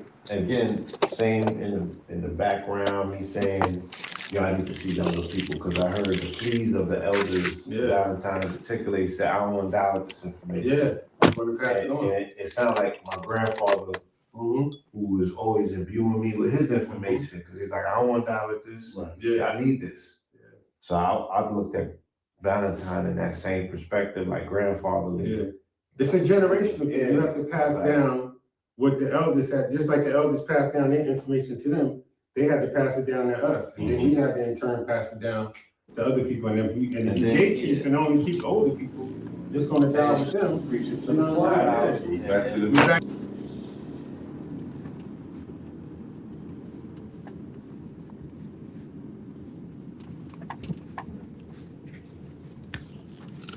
So the finished product, how do you feel about the finished product, Chris? You see it out in rotation, you see what I'm saying? And you see sort of a resurgence of people wanting to come back to information. People are looking, for all intents and purposes. They still have a zeal, for what it was. Right. I mean, I tell people all the time, man, I came up and I was taught, through all the schools of consciousness I've been in, seek knowledge from the cradle to the grave. You know what I mean? So you always, are supposed to be seeking. You're always supposed to be a seeker of truth, of information, facts, spirituality, whatever it may be to help benefit yourself and your family and your community around you. You know what I'm saying? And for the betterment of melanated people all over the world who vibrate on a higher frequency. You know what I'm saying? So, to see that people are starting to, my whole thing is that people have to understand you're not going to get comprehensive knowledge from clips on social media. People buy books, research, study. When we were coming up, we had to go to the library. We are the last generation of people who remembers how it was before the computer, before the internet, before Google, you know what I'm saying? And we are the last generation that also understands what's going on in this paradigm as far as how society is run. You know what I mean? So when we came up, we had to look up books in the card catalog. And the average Gen Z, person doesn't even know what a card catalog is. You know what I'm saying? The Dewey Decimal System or none of that. The Dewey Decimal System. You know what I'm saying? So we had to, we had to grind. We had to actually learn. You know what I'm saying? So, I tell people, learn what you can. Let the videos, let the TikTok, let the Instagram, let the YouTube just be a precursor for you to get out there and do real research and engulf yourself into a real system of being. You know what I'm saying? Like, like O said, earlier, you have to actually sit amongst the people for years in order for you to truly understand it. You can't pick it up in a book. You can't look at a video, a 2-hour documentary, and say, oh, I got this whole shit figured out.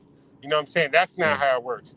And that's where I think the conscious community, as far as the spectators are concerned, or the people that view and support these speakers, I think that's where it went awry, because they are not studious enough. You know what I'm saying? You can't build a legacy off of sound bites. You can't build, a foundation or a community off of 2, 3 minute, 4 minute clips on social media. You have to buy books. You have to study. You have to live amongst. You have to be initiated. You know what I'm saying? In different spiritual systems. If you're talking about the Orisha, if you're talking about the Nkisi, whatever you're talking about, you got to be a part of it in order to really understand what it is that you're going to be, speaking about. If not, you're not qualified if you don't have the years of training, or if you don't even have the acknowledgement from the elders in that community. You know what I'm saying? You know, I have a godfather, I have a godmother. You know what I'm saying? It's a spiritual family, you know? And I knew I had to learn the hard way, you know what I mean? Because, you know, not for nothing, you know, I'm going to be honest with you. You know, I'm listening to Bobby and all them back in the day, Bobby telling me, you know, Bobby introduced me to Paulo via his lectures because he was speaking about things that he thought he knew from buying a book. It was a little small book. I forget the author. He came out with a book on Paulo. Right. And, you know, I ran with it. And I was listening to also Azazel Bay, which is Azariah. I was listening to Azariah. I was buying Azariah's Sarabanda t-shirt, you know, with the FEMA on it. Not even knowing. I'm calling it a Veve because no one in the country community knows the difference between Loa, Orisha, and Kisi, Kungo. No one knows the difference. Everything is the same. You know what I'm saying? Greek God, everything is the same. There's no separation. So I'm calling it, I got the Zarabanda, you know what I'm saying? You know, and I'm walking around the street, and I was walking around the street with a shirt on. I felt like that thing that I need to know. Yeah, I'm good. I'm gonna do, you know, when Huggy Bear got out of jail, he had them fish. Yeah. He walking on the aquarium. I'm gonna get you later, something. Yeah. Everybody like, nigga, who the nigga, that was popping 20. What the fuck? You know, I'm on the street, everybody coming at me like, yo, you know what you got on? You know what you wearing? I'm like, it's Sarabanda, not even knowing nothing about Sarabanda other than what Bobby Hemmett and fucking Azariah saying. You know what I mean? So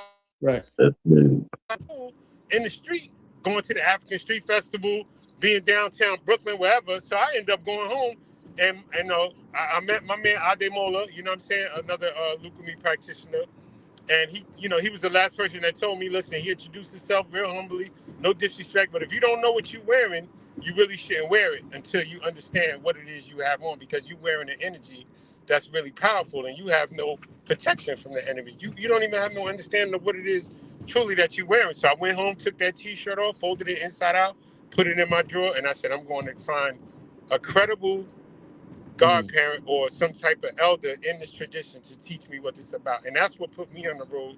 So that's when I went and got scratched.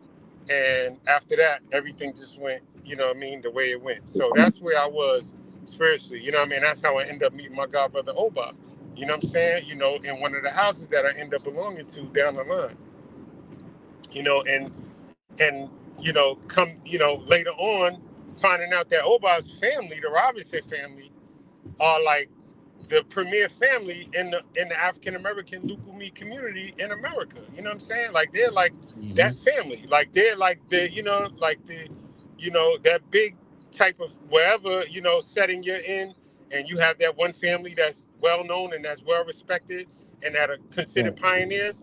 Oba comes, that's his family. Those are his uncles, his aunts, his grandmother, his mother, you know what I'm saying? You know, and his cousins. So all of them, you know, and I'm like, damn, I got these people now, you know, now there's no excuse. Now I said, yo, I had to humble myself, knowledge. And I had to say, I'm not going to be talking about stuff. You know, when I got knowledge itself in high school, you know, I didn't just say, you know, peace, God, just because it was trendy. No, I had to get an attribute. I had to get an enlightener. I had to, you know, study my lessons. I had to study 120, you know what I'm saying? You know, and you know, and if you didn't know, you was getting sparked, you know what I'm saying? So I had to learn that, you know what I mean? Yeah, so I just couldn't be out here fronting. Same thing with the NOI. I moved on and started going to NOI classes back in the late 80s, early 90s, no, late 80s. Going to Harlem every Sunday, they used to do NOI classes, and I would go up there and I would learn. Never wrote my letter for my ex, but never joined, but I was intently studying under the Honorable Minister Louis Farrakhan as an outsider. But, you know, I never put that bow tie and that suit on, but I respected it at the time. Then I got down with the Ansarullah community under Imam Isa, and I was in that school of thought for mad years, you know what I'm saying? You know, it's when he went into the Nuwabian thing, but I ended up leaving before he ended up getting incarcerated, because my spirit told me, all right, you did enough here. You got to become your own God. You know, you can't be following no man. You know what I'm saying? And I left, and that's when I was out on my own for a long time. And the only person that resonated with me in between Dr. York and 2002 metaphysics was Phil Valentine. You know what I mean? So that's how I got. And once I got Phil's tapes, I was like, oh, this should remind me of York. You know, similar information, deep information, man. And that's why I was so hell-bent on getting Phil to do a lecture, because I was already up there when you know, as a Nuwabian, you know, we always, you know, was taught higher sciences. We was always taught deep, you know, what we were esoteric. We would, you know, break stuff down, look at the etymology of things. You know what I mean? Right. So, you know, Right. we looked at the inner workings of everything. So you couldn't come to me with basic information, you know, no disrespect, but like, you know, for like a book, I would recommend someone who's looking into Black consciousness, looking into historical. I used to always recommend a beginner's book, Dr. Anthony Browder's book, Nile Valley Contributions to Civilization. You know, that's good for someone who's just wants to learn history. You know what I'm saying? But at the time, you know, that's, to me, I give that to, you know, a newcomer, you know what I mean? To an initiate, you know, just wanting to learn. If you want to know about your culture, if you want to learn a little something about, you know, that's a good beginner's book. You know what I'm saying? So I wasn't looking for those type of speakers or teachers back then. I was looking for the people that was dropping heavy science. So that's why I end up being, you know, taken aback when I saw Phil. I was like, oh yeah, I fucks with him. You know what I'm saying? Let me get all that information. Let me absorb that. You know, he's talking this, he's talking that. And it was all like resonating with me spiritually. So my journey started in this conscious community with that. You know what I'm saying? So that's why I was able to you know, to get with that. And like, and you know, and the story's told, you know, it's already, you know, where we at now. You know what I mean? Now I'm scratched years. I got, you know, 15 years as an ultra priest, you know what I mean, a Santero, you know what I'm saying? You know, Oba was there for every step, you know, that I've done. You know, he was there when I got scratched, he was there when I made ultra, you know what I'm saying? You know, he helped me, you know, everything, you know what I'm saying? That's my god brother. Like, this is why I go so hard, because I know how valuable he is. You know what I'm saying? You know, I know how valuable he is. So I want to make sure that people understand and respect, you know, this man for his contributions and what he's able to do, because none of us are promised tomorrow. So we got to get what we can get now from the people, and give the people their flowers while they're here, and also get what we can get out of these people while they're here. You know what I'm saying? You know, because Oba had elders. Now he is the elder. You know what I'm saying? You know, and that's something that people got to realize. You know what I'm saying? You know, and we have to pass that down too to the next generation coming. So, you know, knowledge. This interview that he did with Blue Pill, set the record straight, is a powerful one. And I just want people to understand that, you know, when you are looking for African spirituality in the proper way it's supposed to be practiced, adorned, or worship or venerated, however, whatever word, you have to go to a person who is officiated properly, a person who knows what they're doing, someone who's qualified, someone who had elders who sanctioned that person to teach and to lead and to carry the torch on. You know what I'm saying? And that's what my god brother is doing. You know, and I'm not saying he's the only one doing it, but he's the one who's doing it. You know what I'm saying? You know, the right way. You know what I'm saying? You know, straight up. You know what I mean? I mean, the brother is phenomenal at what he does. You know what I mean? You know, and it's amazing because, you know, I hear Oba's story. You know, he's told his story on many platforms. There was a time, even though he was born into it, but he didn't have the knowledge always in the time that he has now about this. Remember when he was on the island and you was fighting that case? You saw a brother with beads on. You didn't even have the knowledge. You know what I'm saying? You have, you know, and it's, you know what I mean? I don't know if you can hear me. Yeah, can y'all hear me? Yeah. Good. Okay, yeah. So you know what I mean? For you to develop, for you to have to go through that spiritual awakening, where you knew that your uncle put that into play when he went to that Ganga. You know what I'm saying? Now look at where you are as far as what you got under your cap now, compared to then. You know what I'm saying? And that was, how many years ago was that? You know what I'm saying? That was more You than know, 20. so That was 30 it's years deep. ago. Almost. Yeah, that was That's about yeah. like 3 years short of 30 years, right? Wow. 1999, right? Look So at that like, so 99 when he yesterday, was fighting that case. Yeah. so you got to understand. So yesterday was May 12th, right?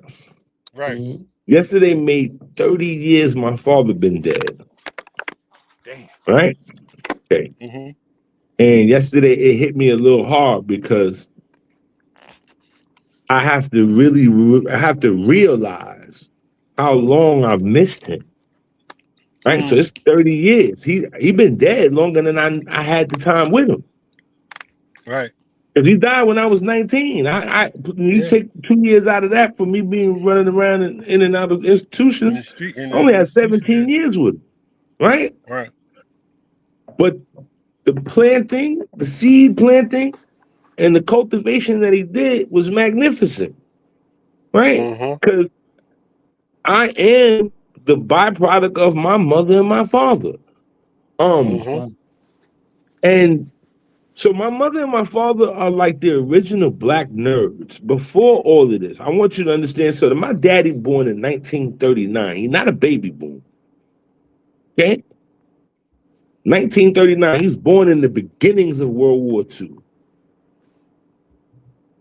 He was I can't even say beatnik. I don't know what the word and the term would be for, but my father was hanging out with intellectuals in the 50s. Right. My father has the patent for the very first key card and credit card reader. That's a fact. You can look that up. Anthony J. Alf. So my father was living in a loft in the 1960s. You understand? So he was way ahead of his time. I grew up with people that had books on books on books on books, and they hung out with people who challenged the professors. You feel what I'm saying? So what he planted in me in those 19 years, right? And I tell people that his age because it is relevant due to the fact that he's not a baby boomer. And so my father's father was born in 1895. Wow. Right? So the transfer of information from that antique information was only one generation. From 1895 to 1939, I got that. You feel me? And then on my mother's side, my grandmother, I tell the story in the interview. My grandmother converted in her 50s, following her children, right? And so what's unfortunate is today that you can't check nobody, and not even on some facetious business, but just for their own good. Like, yo, son. Like, I had this conversation with this dude. So it's this dude I be trolling, right? And I troll him because, and this is real talk, man. I'm not crazy, I'm not paranoid, and I'm not megalomaniac or narcissist. What I put down, that's what they season their coffee with now today. Wasn't nobody talking about no spirituality before I showed up on the scene. Right. Wasn't nobody talking about no Congo before Egypt before I showed up on the scene. Right? And so this kid was quoted on his page saying, oh yeah, and if you're really good, all you really need is a glass of water and a candle. And I approached him like, yo, homie, why you can't like promote my book? I know you didn't come up with that by yourself. And he was like, oh, and so I was like, all right, so I troll him anyway. So one day, one of his followers said something to me, like, yo, but why you on him? And he be trying to teach. And I was like, well, if you feel so confident about him, why don't you call me on the FaceTime and you can educate me? And he called me. He's a young man. I can't put him down. He was respectful. And he was like, no, but I just don't understand. And I was like, let me start this question. Let me start the conversation with asking you. I said, how old are you, young man? He said, I'm 21. I said, okay. I said, I'm 49 and I have 20 years of Shango. Right? So let's start that. What you're not going to tell me is about anything from the past that you think you know more than me. You weren't there. You feel me? So I don't care about your idealism and what you think this is supposed to look like. I'm going to tell you what it looked like because I was there when they built it. And so everybody's online running their mouths. And in the time that what year did I do? What was that? LIU, Chris. What year was that? Shit, that was what 2011. Was that 11, 10, 10? Was it 2010? Okay. 10, From 9 that or day 10, something on, like that. Yeah. from that day on, I challenge anybody to go back and find any convo that I was speaking on where you heard me speaking about sacred religious rituals that y'all don't get to see. You and from that time to today, you could look any digital anything, and you will never see me telling about no spell, none of that. And it is encourageable for me to be like, how is it that y'all talking about this stuff? You don't know, you don't have enough knowledge about it. You feel me? And Yep. it's called awo. That is the basis of the tradition. Is awo, a secret. How could you be awo if you run in your mouth?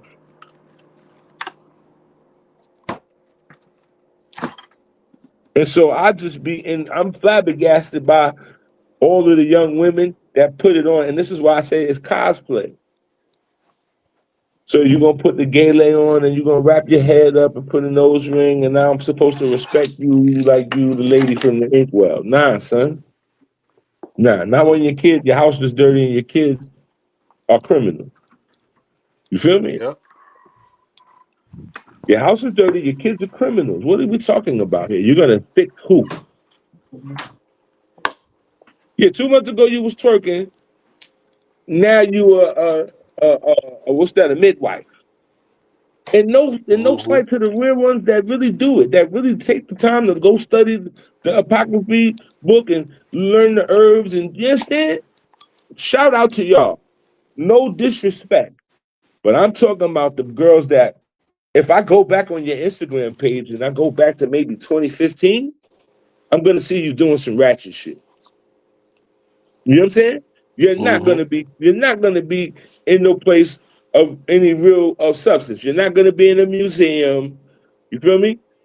It's the only culture you think you get is at resorts, and I just mean to understand that you're just hired help. You are hired help while you on that resort with homie. You ain't paid for none of that. This is not your vacation. So now Yep. you get some This is cards. an agenda. Yeah. So you got some cards, and now you telling people what to do. You need to fix your life. Because can't nobody tell me about mine. Like I said, yesterday made 30 years my father been dead. My mama been dead several decades as well. I am alive. I am not in nobody's prison, and I ain't gave them no 10 to 15 years. Not never. So I could talk like this because you know what? I do pretty well for myself. I wake up in the morning, I pay my bills. I don't involve myself in criminality any longer. My fetish.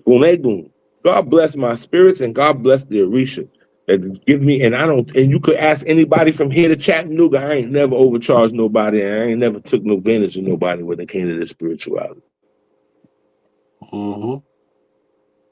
Nobody. I got 4 godchildren crowned. 4. They will all can tell you I gave them the best of me. You heard? And anybody that come in my house, if I don't know, I will stop what I'm doing. I'll get on the phone and I'll call somebody for help. Because now I don't even, I categorize my scene as a spiritual clinic. Feel me? It's in and out. When you're not gonna recover here, I'm gonna give you something. You go find your way. You feel me? Because a lot of people don't have the minerals to do what you did, Chris. They don't have the minerals. They don't have the Yeah. minerals to abstain for 365 days and to wear white and to sit on the floor and to have a grown man tell you what you can and can't do. Not a lot of people got that humility, son. And so consider yourself one of the special ones, because these converts are in it. This is grifting. This is the thing that I call slavery. You're trying to sell me some bullshit right now, and you won't even really be good at your craft. You just want to give me some half-ass shit and keep it moving and trick me. That's what this is about. Right. Mm-hmm. And so the real litmus test is if you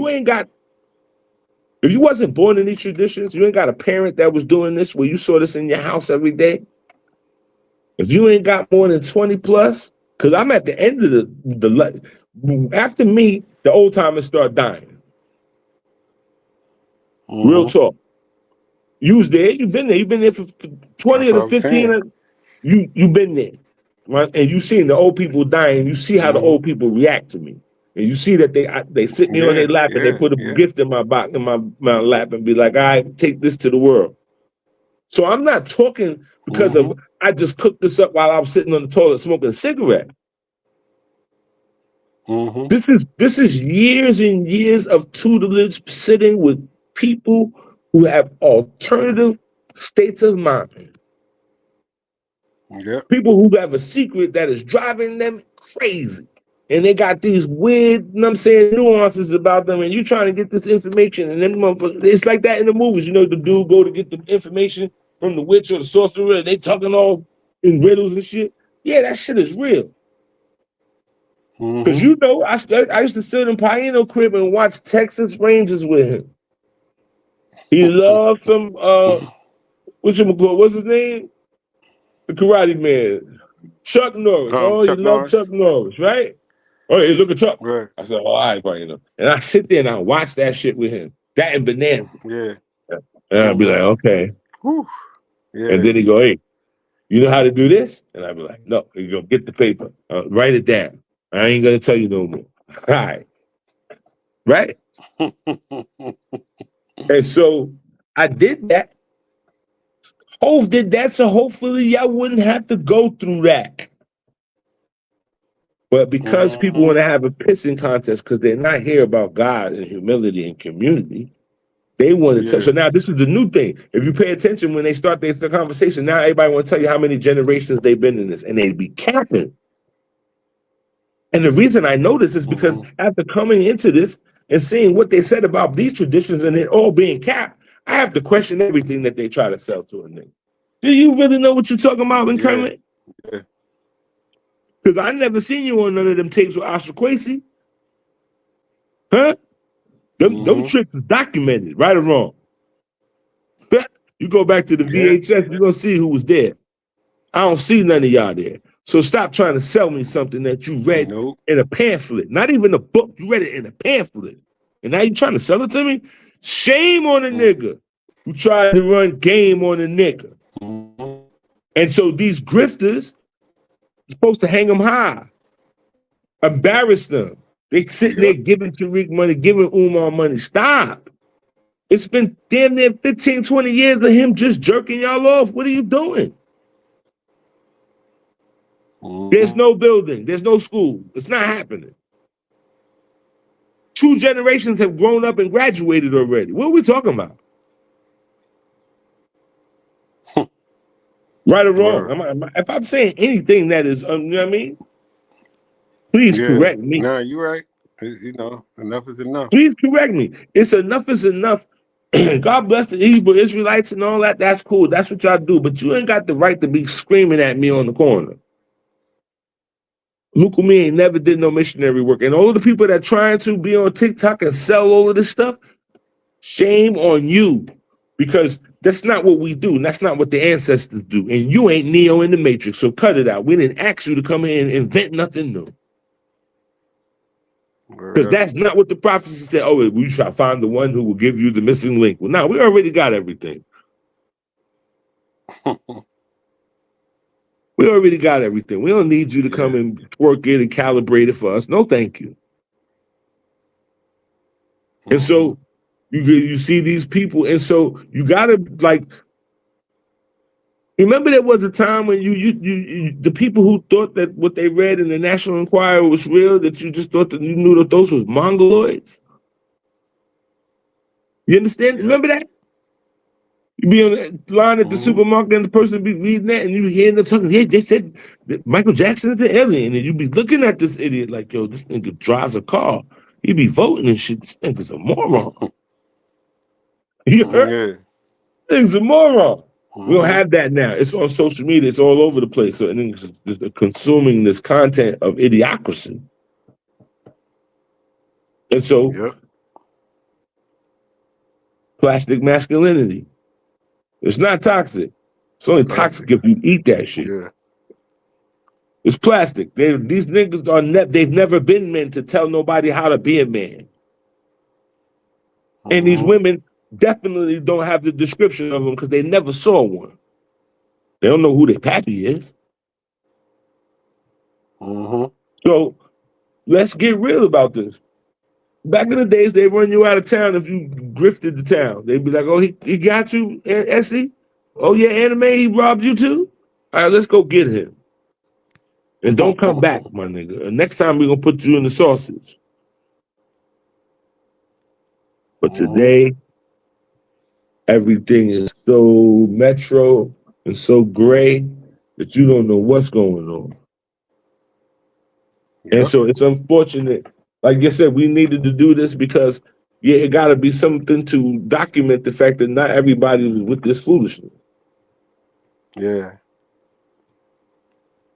So that maybe if it's 10 years from now and somebody, one of them young folks come across that and they're looking to get into this and they hear my conversation and it sway them to come look for me before they allow them people to take their money and their humanity, please.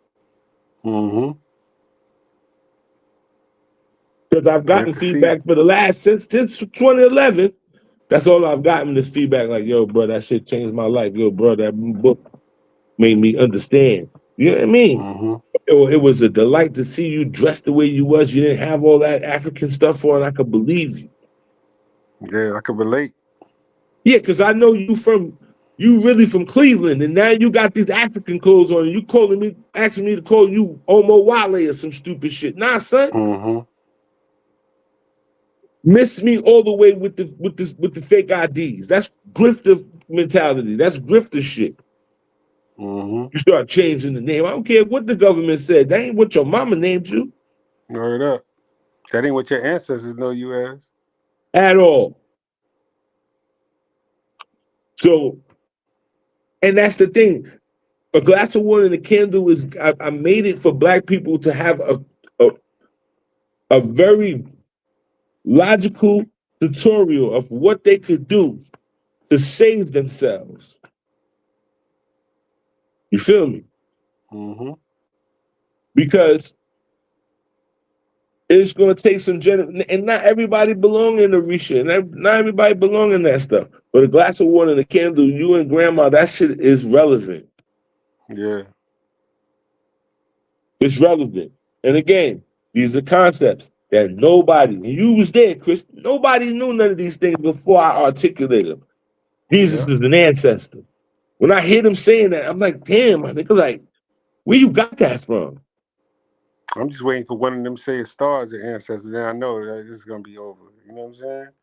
No. You know. So this is listen. It got so bad. I've heard people say, "Oh, I can't stop it from raining, but I can tell you get your umbrella." And I'll be like, "God damn." The plagiarization is real, man. No one likes to give credit where credit is due, boy. I tell you, they just be jacking for beats, man. Jacking your shit, pause. You know what I'm saying? Like, it's crazy. No credit due. No tag, no, plug, nothing. There's a top dude on what's that? On TikTok talking about, oh yeah, the dead man told me. Like, yo, son, get out of my bed and from under my sheets. Man. Come on, bro. I know he didn't say that, bro. That's crazy. So I got a screenshot. That's crazy. Damn, niggas just be wilding out here, man. They just be stealing everything and don't even care, man. Nah, because they're marauders. They're marauders for real. They're marauders. And so it's soundbite sermons. You feel me? And they get they heard something, and now they trying to repeat what I said, and they gonna remix it. And you not fitting You're not gonna tell me, listen, unless you come from like someplace real far from me, you tell me you grew up in these traditions, you can't fool me, right? Mm-hmm. Like my man Bush said, you fool me once, you can't fool me again. You heard? Yeah. Nah, son. I never saw you before. I never seen you in a bimbe. I never see. So it's a bunch of them like out there like that. It's this Babalao. Son, I swear to God, they be jacking my style. I could tell by the way he be dressing that these niggas been watching me and be trying to really recreate me. My Fede Funya Maya, that shit was in my Italian Maya. I said, be careful of the motherfuckers trying to put your skin on and imitate you. He's a boxer from Canada. He's supposed to be Nigerian. Something happened to him in his boxing career, decided he wanted to go make some E5 recently. It's not a long time ago. Now he's online.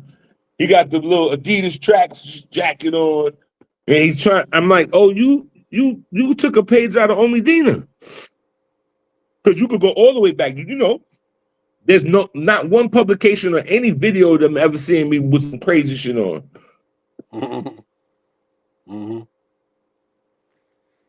The most they ever see me go nuclear is I have a couple feathers in my head on Urban X, and I did that just for shits and giggles.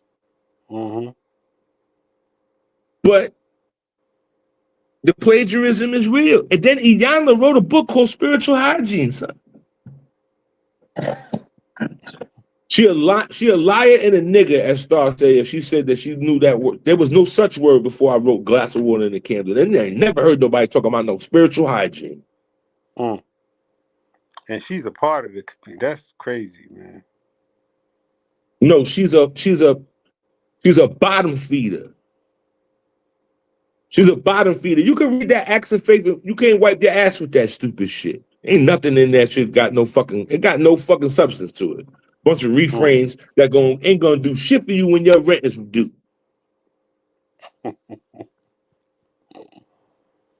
Yeah. Today is the day of action.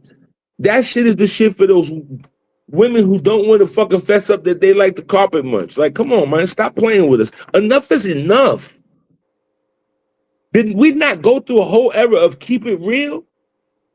That people kept it too real. So now what's the problem? You don't know how to even it out and just be you. That's all you got to do is wake up in the morning and be you. Yeah. If you are inspired or influenced, say that. Say that. You know what? I was watching this reel and I saw this guy named Oba Ade Dayo and he was talking something and I resonated with that. Don't act like you came out, you pulled the rabbit out your hat somewhere. Like, cut it out. Yeah. Because these things that I articulated, my elders couldn't. Let's get that straight. Yeah. My elders couldn't.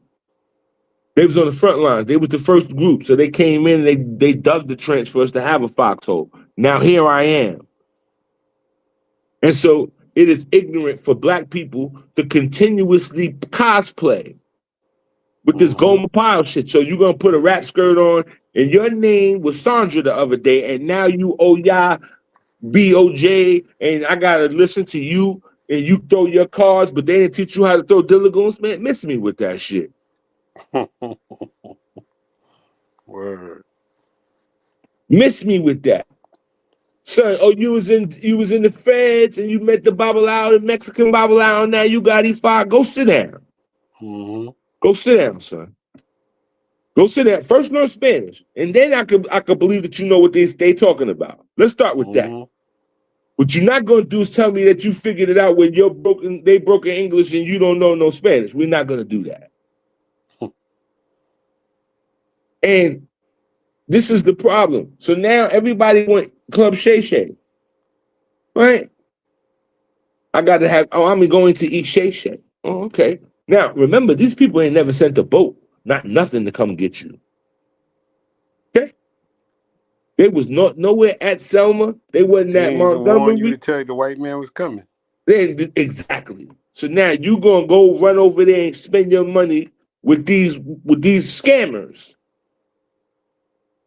Because Baba Lloyd used to tell me, he said, you rather come through Lego City naked so they can't rob you. Damn. And so we play around and we want cupcakes and rainbows. And now, son, stop telling me that. And I'm not going to disrespect my elders, but I'm going to bring it up to date. God bless John Henry Clark and all that, but we're not going to go where Africa didn't have no word for jail because they didn't steal. No, my nigga. They just cut your head off and then they put you in the cemetery. That's what that really meant. Let's not keep trying to sell this idea of utopianism that come out of the whatchamacallit, the Kingdom Hall shit where the lamb and the fucking root and the lion sit and kiss each other. We're not going to do that. So the problem is my elders didn't believe those old Cubans. Those old Cubans told them that this was going to happen. They told them. It was like, y'all doing too much. And we was black power, right? Nah, son. You have to respect something to submit to it. Real talk. And they talk about that in Odu. They talk about in the Odu O'Shea, they slap they hit the side of your knees. And most people think that they're talking about a drum, and that's not what that is. They're praising the knees because of knees, you get to bend your knees and bow down to God. And everybody has lost their way. Yeah. So, tell me about the charity that you performed, not on camera. I don't care that you gave $50 to a bum on the sidewalk and you videotaped it. That shit is irrelevant to me. That and it's suspect. What did you do? Like I said, the other was one day me and John was in here and somebody was knocking on my window. Tat, tat, tat, tat. What the fuck is this? I open the door. It's a young man. Little slim dude. He got on a little jumpsuit. I'm like, hey, what's up? He's like, oh, sir, my phone is about to die and I need to get an Uber and all that. You think I could come inside and talk to you? I'm like, all right, I'll let him in. I'm bold. You try something, I'm gonna bite you. So he come in. Make a long story short, he asked me for a ride to Smyrna. I'm in Riverdale, right? Just about 40 minutes out. You know what? I don't know what kind of circumstances would bring him out here to knock on my door. He take this little nigga where he need to go. You feel me? Because it takes a lot of minerals to go knock on somebody's door and ask them for some shit. So I took him. Now this little dude is in the car with me. He's like, yo, I tell him, I say, yo, listen, Playboy, you got some guns or anything that I need to know about on you? He said, no, sir. I said, okay, because if they pull us over, that shit is yours. He said, no, I got you, sir. He says, I haven't been carrying a gun since I killed somebody. I said, what? I said, bro, don't say that around nobody. He said, nah, I went to court for it. I beat it. I said, oh, okay. He said, your man tried to touch on me and all that, blah, blah. I said, oh, okay. So now I'm looking at him a little bit more concerned. Like, all right, if you start reaching for something. But I ended up dropping him off at the McDonald's in Smyrna. And my point is, that was because of my empathy to be like, because he was chasing some tail. Let's get that clear. And that's why I had to respect it. Like, oh, you wasn't using your head. So, but the bottom line is that I was there to necessarily take him from having, because I don't know how he was going to get home that way. You feel what I'm saying? You got to ask people, what was the last thing you did for somebody? This is giving out change to no bum. When was the last time you assisted somebody that when they really truly need you? Like, and because we've done that before. Nigga be like, yo, son, I need you to help me move. Nigga be like, man, I don't want to move my mama, but all right, son, I'm going to come move you. That's why when people come move you, you feed them and give them a couple of dollars because they ain't got to come and do this shit. This is your fucking problem, right? Yeah, it's your problem, yeah. And so all I'm saying is that, we got to get back to a standard of etiquette.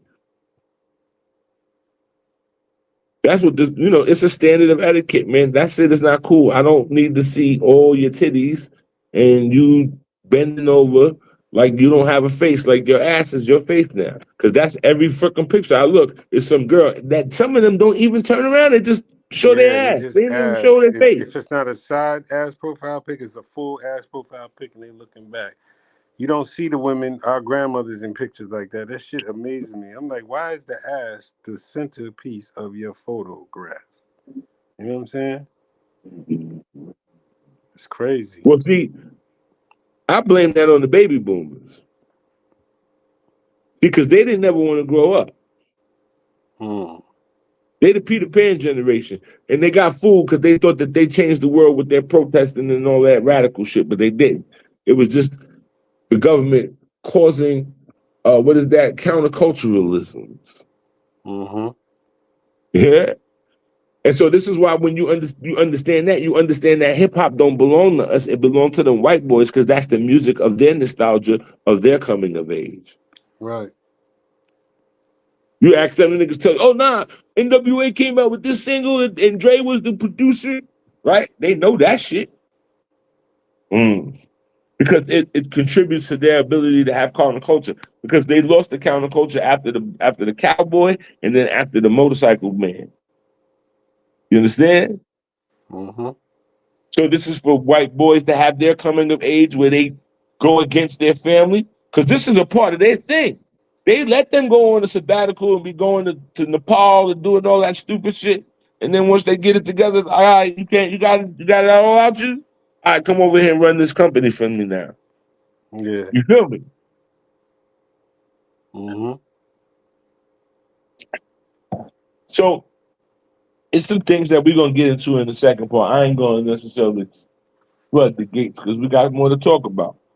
Yeah, definitely. People was on it was a cliffhanger from what I heard how this one ended. So, they looking for another continuation, you know what I mean? I mean, How how they gonna long was do the it? first one? A little over 2 hours. Oh man, it's talking about Jesus, man. Yeah, because it was just jewel after jewel after jewel after jewel. You know what I mean? It was deep, man. Everybody that watched it said, yo, the shit was. You see, Knowledge Born said he watched it about 4 or 5 times. Yeah. You know what I mean? Black Dot just texted me about an hour ago now, maybe a little hour ago, and just put the 3 fire emojis and say, yo, I can't wait to put it on, the premiere. Man, you got to get in touch with. Did you speak to him? No, I gotta speak to him. Yeah, you got to speak to him Not because till he wants to Thursday, yeah. premiere the video. Yeah, he wants to premiere the interview, you know what I mean? On his channel. So we got to get that, that momentum going now. You know what I mean? Yeah, I mean, and so it's unfortunate that because it happened not just to me, it happened to you as well. That we kind of got locked out of the motherfucking off the stage because of some petty bullshit. That Yeah, in the end, niggas was wrong. You don't have the yeah, authority to talk about some shit that you didn't motherfucking cross over to. yeah, I'll be yeah. damned if I sit there and start telling you the secrets of Theta Phi Psi or somebody, and I didn't Mm-hmm. join the organization. That shit is egregious. Mm-hmm. And so, old boy being a little stubborn, because that's his man, but you would cut your nose off to spite your face, obviously, because Yeah. you won't let the people get the information that they really deserve. You would rather put some dude that climbed out the hamper talking about some stars and places he ain't never been. Come on, son. Come on, son. Word is bond. That's crazy, man. Come on, I son. don't Boy understand don't that. even look like he got a passport. What you talking Yeah. about? Let's Mm-hmm. talk real talk, Chris. My nigga, black Americans did not know what a Nigerian was 15 years ago. Right. Am I lying? No. They was Africans. Nope. The niggas didn't know where they was from. Mm-hmm. They didn't You know tell me Africa nothing was a about no continent. Nigerians You know what I'm saying? They didn't know Africa was a continent made up of at countries. They didn't all. know that. At all. Till this day, because every African I meet, if I ask a nigga, where you from? He say Africa. I'll be like, don't make me slap you, my nigga. There's 54 countries in that fucking continent. Word up. Son, Don't stop play with playing me. with me. Yeah. One day the dude was from Burkina Faso. He was like, oh, I'm from Burkina Faso. I said, I know where that's at. He said, oh, you do? I said, nigga, it's called Upper Volta. He was like, Upper Volta, whoa, yeah. brother. I said, yeah, my nigga, It don't was a play with once a me. part of Ghana, yeah. People don't even Yeah, realize stop that. talking stupid. So, and this is what I mean about like, so niggas get, they like, it's like It's really the same project lobby politics. He got the money or he got the nice sneakers or he said it, so it must be true. You know what I mean? Yeah. Like, that's some petty shit. Like, you just, because he got the dashiki on and he done changed his name with a bunch of O's in it, and now he what? Again, because a lot of these jokers, if they ain't deleted, you go back into the history of IG and you will not see them talking the shit that they're promoting right now. Yeah. You go back to my IG, at least in the first month, you go, oh, there goes some Marisha shit. There you go. And so it's unfortunate, again, it's unfortunate that one of the things that the white man bred into us is his arrogance and his errantness. Right. You feel me? Like, what are you talking about? You just gonna get on here and become a babalao, and there's no way in the world you tell me, Chris, you tell me today, right? Or you say to me 3 years ago, yo, I'm gonna go to dentist school. I'm like, okay. You say that to me in 3 weeks. And then, you say that to me, and then you come back, and now you got this degree, and I'm gonna let you do something with me for that? There's no way in the world I would allow you to do that. I would never put you in a position to do something for me that you didn't have the expertise for. Yeah. Real talk. And so all of them, they all on TikTok. TikTok is the toilet of Santeria, Ifa, Vodun, and Palomayombe. It is the toilet. Because none of these people ever met nobody that had Ocha before the year 1990. They don't know nobody that got Ocha before that. And their whole cadre of people that they be calling religious, they don't got nobody that got Ocha before 1990 in their fucking coalitional group. Trust me on that. And so black people need some humility. That whole, sometimes you give them too much dope, then he overdose. And so they gave us too much God body. And then it's like, yeah, I'm God. I don't need the fucking. And then they got out of it. So, because that was a necessary defense mechanism for young black men. God bless Clarence X. My nigga, he gave the black men something to hold them down when they didn't have nothing to hold on to. Now, y'all been giving out too much of this. And you ain't been giving it with what they call it, the binder. You ain't been giving it with the binder, right? Yeah. And so now niggas they lost. They don't think they think that they God. Yeah, that shit is metaphoric and all that stuff. But you pay your rent, my nigga, if you like that. Let's go. Let's see it. You God, right? Manifest that. But you can't, because you still live in this material world with us. So come on in and go study a little bit and get proficient in your craft, and then I will give you top dollar after you've earned your stripes and got some some spins around the block. You feel me? So every last one of them that is below the age of 10 in Ocha or anything should not be divining. What are you divining? Who are you divining for? You can't even wipe your ass right. Spiritually. So, God bless the black man. God damn. Word. God bless him. Where did knowledge go? Is he cooking spaghetti or something? What's going on here? It just looked up and it was me and you. I was like, oh no, you know what he probably doing? I think he's on another show. He said he had a commitment to do another show. Knowledge is multitasking. Knowledge got his that's my man at arms. I promise you. Yeah, for real. That man, I don't know. I don't even know if he sleeps. I swear. He don't. He gotta get a robot in human form. You gotta get drunk to go to sleep. Yeah, that's crazy. You got to send him down. He'll be up all night. He just put us on autopilot. You know what I mean? He over there dropping jewels on another platform. You know what I'm saying? I really am. I said, you don't sleep. You be up all night plotting. I said, nigga. Yeah, up all night plotting. Yo, knowledge, you is plotting and strategizing. Jack of all trades, master of all of them. You know what I'm saying? Word I'm up. Now learning he's from the man at master. arms. Yeah, he's He-Man man at ain't shit arms. without man at arms. Man at arms fix all of the weapons. You feel me? Yeah, he do it all. Now Yeah, so man every at arms. position in the company, he could from cleaning to running the company, he do it all. You know what I'm I'm saying? telling you. Gotta do it. Gotta Word do it. up. For real. So, Cause I'm like, final damn. remarks. If y'all want to, shout out Now I just want anything, to just plug tell anything. people before I let Oba close out, because I gotta go. I just want to let people know that look out for this video coming. It's already out on the Royal Immortals channel, but Oba is gonna premiere it on Omidina in hopefully in a few days. It's gonna be on KTL. And it's going to be on Urban X and your platform now. So set the record straight. Right here on New Knowledge. Brother Yes. Oba, the one and only, being interviewed by Brother Blue Pill. So y'all check that out. Look for that video and give the feedback. I want to hear what the people got to say about that. I'm curious, because the people that did see it already, everyone, said that knocked it out the park. You know what I mean? So I just want to, I want to get the feedback from the people when everyone sees it. So go tap in. You know what I mean? And you definitely premiere that knowledge as well. That video. Yeah, definitely. On your channel.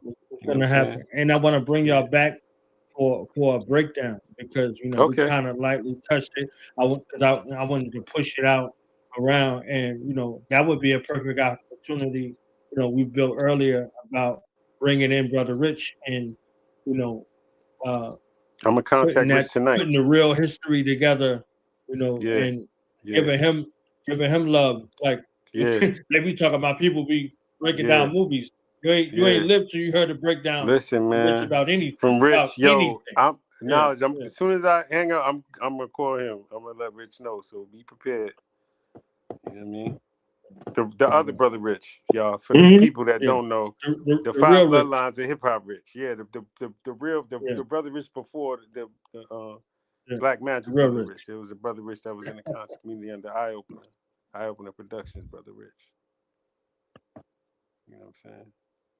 Well, books, man. I'm selling these books. I got this Black Harry Potter thing, man. They gotta get with this. You know what it is hitting for now. You know how that thing go. You know what I'm saying? I'm taking us back to imagination. Right?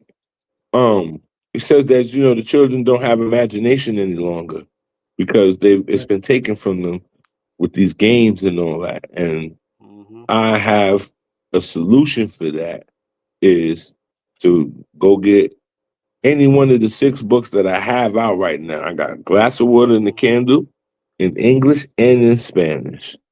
I got Kere Kere Ya, the coloring book in English, Spanish, and French. I have Leopard Tales as a coffee table book with stories, folklore stories.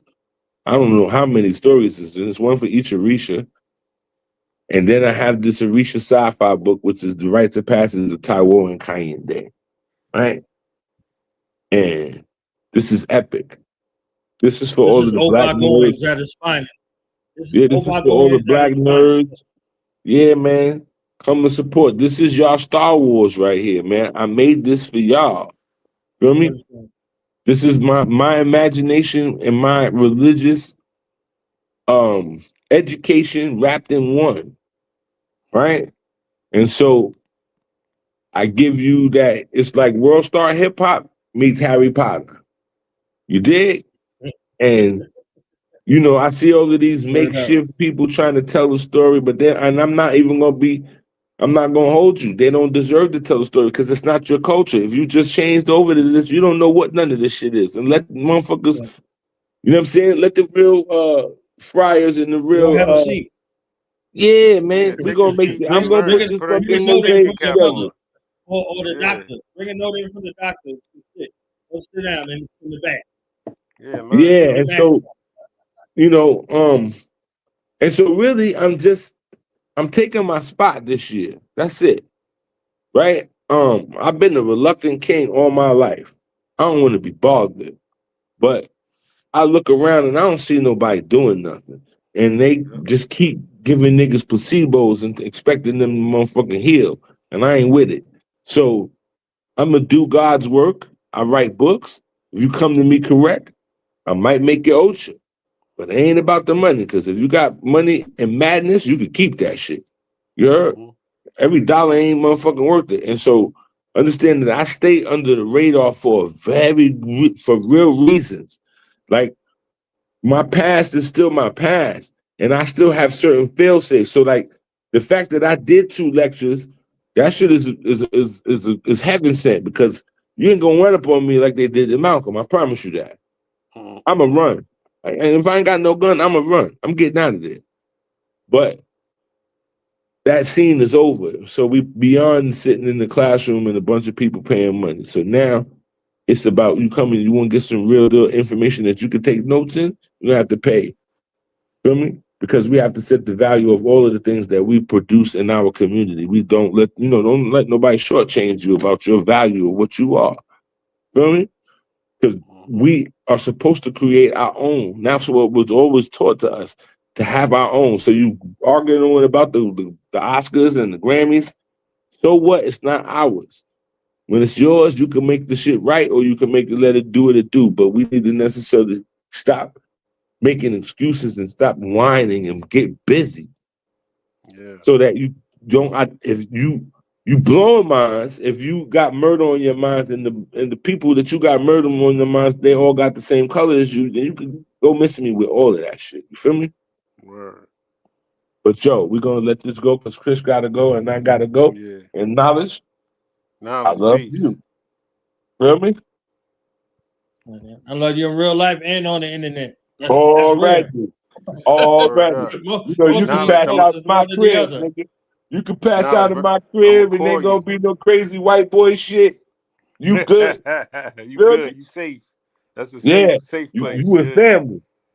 Yeah. Promise you that. But yo, I love y'all. I'm gonna get on out of here. Y'all be well. All right, y'all. Already. Peace. Peace. Peace.